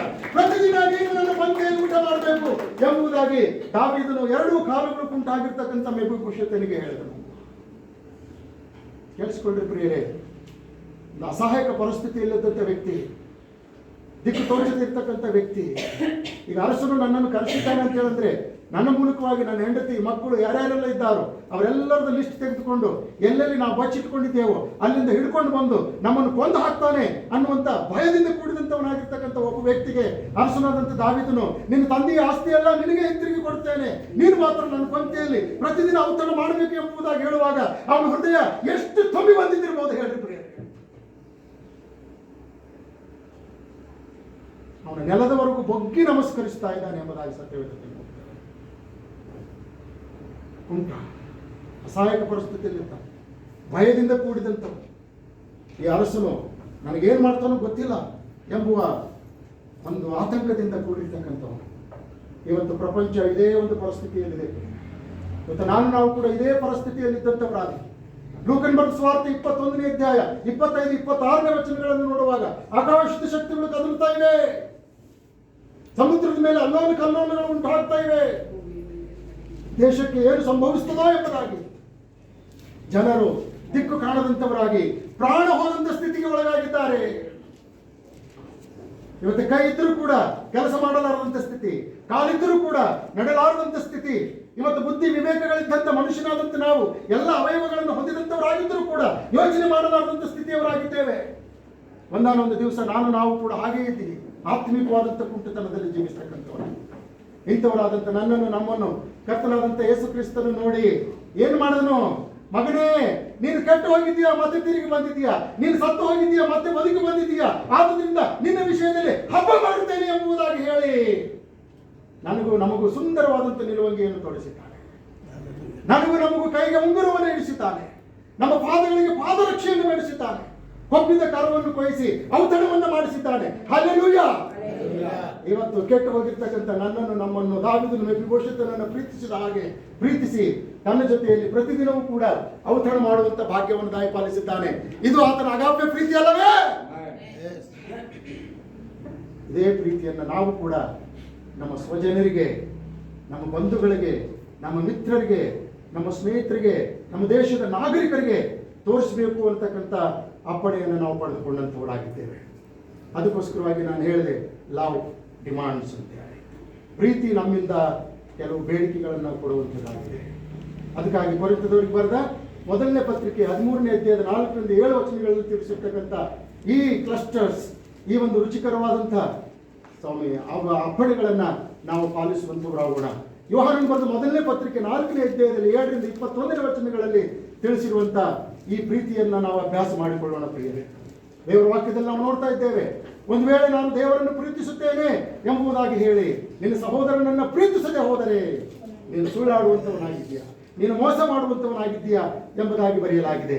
ಆದುದರಿಂದ ನಮ್ಮ ಜೊತೆ ಸೇವಕರನ್ನ, ನಮ್ಮ ಜೊತೆ ಸಹೋದರರನ್ನ, ನಮ್ಮ ಜೊತೆ ನೆರೆಯವರನ್ನ, ನಮ್ಮ ಜೊತೆ ಕೆಲಸ ಮಾಡ್ತಕ್ಕಂಥ ಇತರರನ್ನ ನಾವು ಪ್ರೀತಿ ಮಾಡುವಂಥವರಾಗೋಣ. ಯಾವ ರೀತಿಯಿಂದ ಮೆಫಿಬೋಶೆತನನ್ನ ದಾವೀದನು ಪ್ರೀತಿಸಿ ತನ್ನ ಜೊತೆಯಲ್ಲಿ ಔತಣ ಮಾಡಿಸಿದನು, ಇವತ್ತು ನಾವು ಕೂಡ ಅವರನ್ನು ಪ್ರೀತಿಸಿ ನಮ್ಮ ಜೊತೆಯಲ್ಲಿ ಕ್ರಿಸ್ತನ ಮೇಜೆಂಬ ಔತಣದಲ್ಲಿ ಅವರು ಪಾಲು ತೆಗೆದುಕೊಳ್ಳುವುದಕ್ಕಾಗಿ ಅವರನ್ನು ಪಾಲುಗಾರರನ್ನಾಗಿ ಮಾಡುವಂಥ ಜವಾಬ್ದಾರಿಕೆ ನಮ್ಮದಿದೆ. ಹಾಗೆ ನಾವು ಮಾಡುವಾಗ ಕರ್ತನಲ್ಲಿ ಪ್ರಿಯ ದೇವರ ಮಕ್ಕಳೇ, ನಮಗೆ 2 ವಾಗ್ದಾನಗಳು ಬಹಳ ಪ್ರಾಮುಖ್ಯವಾದಂಥವುಗಳಾಗಿ ಕೊಡಲ್ಪಟ್ಟಂಥವುಗಳಾಗಿವೆ. ಮೊದಲನೇ ವಾಗ್ದಾನದ ಬಗ್ಗೆ ನಾವು ನೋಡೋಣ. ದಯಮಾಡಿ ಯಾರಿಗೆ ಸಿಗ್ತದೋ ಅವರು ಯೋಹಾನನ ಬರೆದ ಸುವಾರ್ತೆ 14:23ನೇ ವಚನವನ್ನು ನೋಡೋಣ. ಯೋಹಾನನ ಬರೆದ ಸುವಾರ್ತೆ 14:23ನೇ ವಚನ. ಯಾರಾದರೂ ನನ್ನನ್ನು ಪ್ರೀತಿಸುವವನಾದರೆ ನನ್ನ ಮಾತನ್ನು ಕೈಗೊಂಡು ನಡೆಯುವನು ಅವನನ್ನು ನನ್ನ ತಂದೆಯು ಪ್ರೀತಿಸುವನು ಮತ್ತು ನಾವಿಬ್ಬರು ಅವನ ಬಳಿಗೆ ಬಂದು ಅವನ ಬಳಿಯಲ್ಲಿ ಬಿಡಾರವನ್ನು ಮಾಡಿಕೊಳ್ಳುವೆವು. ಹಲ್ಲೆಲೂಯಾ! ನೋಡಿ, ಬಹಳ ಶ್ರೇಷ್ಠವಾದಂತ ಒಂದು ವಾಗ್ದಾನ. ನಾವು ದೇವರನ್ನು ಪ್ರೀತಿಸುವಾಗ ದೇವರು ನಮ್ಮನ್ನು ಪ್ರೀತಿಸ್ತಾನೆ. ಎರಡನೇದಾಗಿ ಯೇಸು ಸ್ವಾಮಿ ಸ್ವತಃ ಹೇಳ್ತಾ ಇದ್ದಾನೆ, ನಾನು ಮತ್ತು ನನ್ನ ತಂದೆ ಇಬ್ಬರು ಬಂದು ಅವನ ಜೊತೆಯಲ್ಲಿ ಬಿಡಾರ ಮಾಡಿಕೊಳ್ಳಬೇಕು ಎಂಬುದಾಗಿ. ಅಂದ್ರೆ ಅರ್ಥ, ಇವತ್ತು ನಮ್ಮ ಜೊತೆಯಲ್ಲಿ ನಾವು ಇತರರನ್ನು ಪ್ರೀತಿ ಮಾಡುವಾಗ ಯೇಸಪ್ಪ ಮತ್ತು ತಂದೆಯಾದಂಥ ದೇವರು ಪರಿಶುದ್ಧಾತ್ಮನೊಂದಿಗೆ 3 ಒಟ್ಟುಗೂಡಿ ನಮ್ಮ ಜೊತೆಗಿದ್ದಾರೆ ಅಂತ ಹೇಳೋ ಅರ್ಥ. ಈಗ ಅದಕ್ಕಾಗಿ ಯೋಹಾನ ಬರೆದ ಪತ್ರಿಕೆ 4ನೇ ಅಧ್ಯಾಯದಲ್ಲಿ ಹೇಳ್ತಾನೆ, ಪ್ರೀತಿ ಇರುವಲ್ಲಿ ಹೆದರಿಕೆ ಇಲ್ಲ ಅಂತೇಳಿ. ಹೆದರಿಕೆ ಪೂರ್ಣ ಪ್ರಮಾಣದಿಂದ ಎಲ್ಲವನ್ನು ಕೂಡ ಜಯಿಸುತ್ತದೆ. ಯಾಕೆ ಈ ಪ್ರೀತಿ ಇರುವಲ್ಲಿ ಹೆದರಿಕೆ ಇರುವುದಿಲ್ಲ? ನನ್ನ ಪ್ರೀತಿಯ ಜೊತೆಯಲ್ಲಿ ತಂದೆ ದೇವರ ಪ್ರೀತಿ, ಮಗನಾದಂಥ ದೇವರ ಪ್ರೀತಿ, ಪರಿಶುದ್ಧಾತ್ಮನಾದಂಥ ದೇವರ ಪ್ರೀತಿ 4 ಒಂದಕ್ಕೊಂದು ಒಳಗೊಂಡಂತವುಗಳಾಗಿವೆ. ಈ 4 ಪ್ರೀತಿ ಒಟ್ಟಾಗಿರುವಾಗ ಈ 4 ಪ್ರೀತಿಗಳ ಮುಂದೆ ಲೋಕದ ಯಾವುದೇ ದುಷ್ಟನು ಕೂಡ ಈ ಪ್ರೀತಿಯನ್ನು ಸೋಲಿಸುವುದಕ್ಕೆ ಸಾಧ್ಯವಿಲ್ಲ. ಅದಕ್ಕಾಗಿ ಯೋಹಾನನು ಹೇಳ್ತಾ ಇದ್ದಾನೆ, ಪ್ರೀತಿ ಇರುವಲ್ಲಿ ಏನಿಲ್ಲ, ಹೆದರಿಕೆ ಇಲ್ಲ.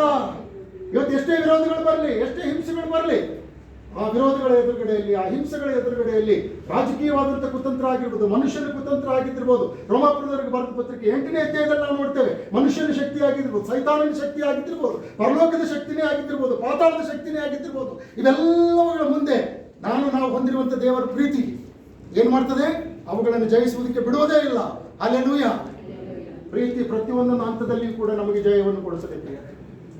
ಹಾಗಾಗಿ ದೇವರು ನಮ್ಮನ್ನ ಯಾವ ಅಗಾಪೆ ಪ್ರೀತಿ, ಅನ್ಕಂಡೀಷನಲ್ ಲವ್ ಇಂದ ಪ್ರೀತಿ ಮಾಡಿದನೋ ಅದೇ ಪ್ರೀತಿಯನ್ನ ನಾವು ಮಾಡುವಂಥವರಾಗಿರಬೇಕು ಎಂಬುದಾಗಿ ದೇವರು ನನಗೂ ನಮಗೂ ಈ ಸಂದರ್ಭದಲ್ಲಿ ಎಚ್ಚರಿಸುವಂತವನಾಗಿದ್ದಾನೆ. ನಾವು ದೇವರನ್ನ ಪ್ರೀತಿಸೋಣ, ಅದೇ ಸಂದರ್ಭದಲ್ಲಿ ನಮ್ಮ ನೆರೆಯವರನ್ನ ಪ್ರೀತಿ ಮಾಡುವಂಥವರಾಗೋಣ. ದೇವರು ಈ ವಾಕ್ಯಗಳನ್ನು ನಮ್ಮ ಆತ್ಮಗಳ ಪ್ರಯೋಜನಕ್ಕಾಗಿ ಆಶೀರ್ವಾದ ಮಾಡಲಿ. ನಾವೆಲ್ಲರೂ ಎದ್ದು ನಿಂತುಕೊಳ್ಳೋಣ. ನಾವೆಲ್ಲರೂ ಎದ್ದು ನಿಂತುಕೊಂಡಂಥವರಾಗಿ ಕೊನೆಯದಾಗಿ ಒಂದು ವಚನ ಓದಿಕೊಳ್ಳೋಣ.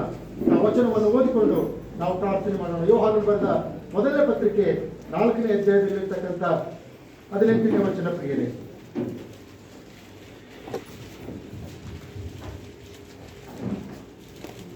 ಎಲ್ಲರೂ ಕೂಡಿ ವಚನ ಓದಿಕೊಳ್ಳೋಣ. 18ನೇ ವಚನ. ಪ್ರೀತಿಯು ಇರುವಲ್ಲಿ ಹೆದರಿಕೆ ಇಲ್ಲ, ಹೆದರಿಕೆಯು ಯಾತನೆಯನ್ನು ಹೊಂದುತ್ತಾ ಇರುವುದು. ಪೂರ್ಣ ಪ್ರೀತಿಯು ಹೆದರಿಕೆಯನ್ನು ಹೊರಡಿಸಿಬಿಡುತ್ತದೆ. ಹೆದರುವವನು ಪ್ರೀತಿಯಲ್ಲಿ ಸ್ಥಿತಿಗೆ ಬಂದವನಲ್ಲ ಎಂಬುದಾಗಿ. ಹೌದು, ಅರಸನಾದಂಥ ದಾವೀದನನ್ನು ಹಿಡಿದುಕೊಂಡು ದೇವರನ್ನು ಪ್ರೀತಿ ಮಾಡಿದಂಥ ಎಲ್ಲ ಅರಸರುಗಳ ಬಗ್ಗೆ, ಅರಸನಾದಂಥ ದಾವೀದನನ್ನು ಹಿಡಿದುಕೊಂಡು ಹೊಸ ಒಡಂಬಡಿಕೆಯಲ್ಲಿರ್ತಕ್ಕಂಥ ಎಲ್ಲ ಅಪೊಸ್ತಲರ ಬಗ್ಗೆ ಇದೇ ಮಾತನ್ನು ದೇವರು ಹೇಳುವಂಥವನಾಗಿದ್ದಾರೆ. ಅವರೆಲ್ಲರೂ ದೇವರನ್ನು ಪ್ರೀತಿ ಮಾಡಿದರು. ಆದ್ದರಿಂದ ದೇವರು ತನ್ನ ಮಗನಾದ ಯೇಸು ಕ್ರಿಸ್ತನೊಂದಿಗೂ ಪರಿಶುದ್ಧಾತ್ಮನೊಂದಿಗೂ ಬಂದು ಅವರ ಜೊತೆಯಲ್ಲಿ ವಾಸ ಮಾಡ್ತಕ್ಕಂಥವನಾದ.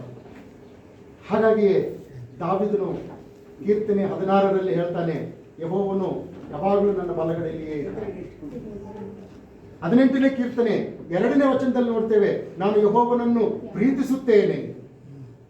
ಅದಕ್ಕೋಸ್ಕರವಾಗಿ 3 ಆಶೀರ್ವಾದಗಳನ್ನ ಅಲ್ಲಿ ಪಡ್ಕೊಳ್ತಾ ಇದ್ದಾನೆ. ನಾನು ಮೊದಲನೇ ಆಶೀರ್ವಾದದ ವಚನ ಹೇಳಿದೆ, ಅದು ಯಾವುದು? ಯೋಹಾನ ಬರೆದ ಸುವಾರ್ತೆ 14:23. ತಂದೆಯಾದಂಥ ದೇವರು, ಮಗನಾದಂಥ ದೇವರು, ಪರಿಶುದ್ಧಾತ್ಮ ದೇವರು ನಮ್ಮೊಂದಿಗೆ ವಾಸ ಮಾಡ್ತಾನೆ. ಈಗ 2ನೇ ವಾಗ್ದಾನ ಕೀರ್ತನೆಗಳು 18ರಲ್ಲಿ ಬರೆಯಲಾಗಿದೆ. ದಯಮಾಡಿ ಯಾರಾದರೂ ಆ ವಚನವನ್ನು ಓದಬೇಕಾಗಿ ಪ್ರೀತಿಯಿಂದ ಕೇಳ್ಕೊಳ್ತೇನೆ. 8 ಮತ್ತು 9. Psalms 18.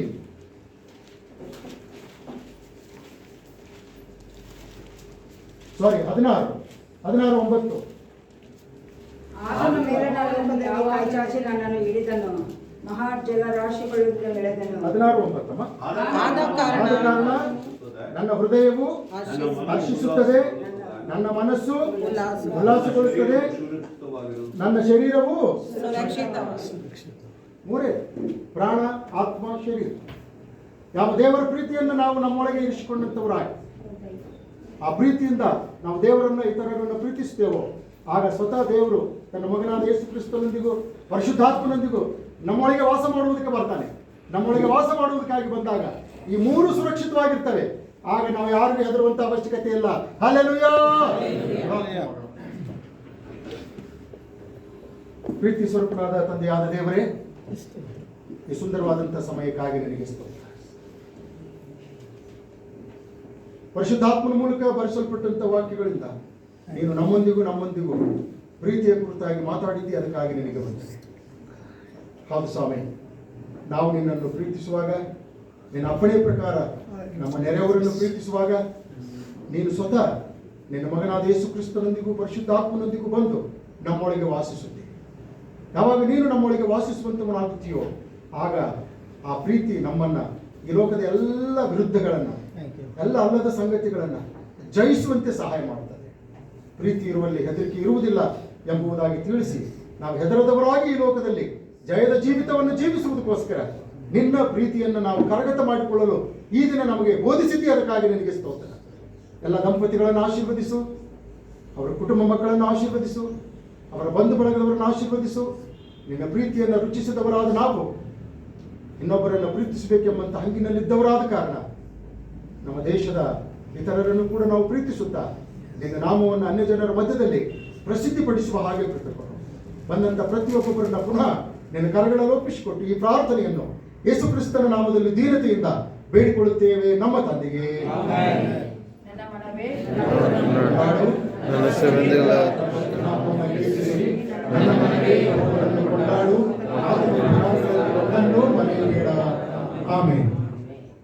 ನಮ್ಮ ಕರ್ತನಾದ ಯೇಸು ಕ್ರಿಸ್ತನ ಕೃಪೆಯು, ತಂದೆಯಾದ ದೇವರ ಪ್ರೀತಿಯು, ಪವಿತ್ರ ಆತ್ಮನ ಅನನ್ಯತೆ ಸಹವಾಸವು ಇಂದಿಗೂ ಸದಾ ಕಾಲವು ನಮ್ಮೆಲ್ಲರೊಡನೆ ನಿರಂತರವಾಗಿ ನೆಲೆಗೊಳ್ಳಲಿ ಸ್ವಾಮಿ. Hallelujah, hallelujah, hallelujah.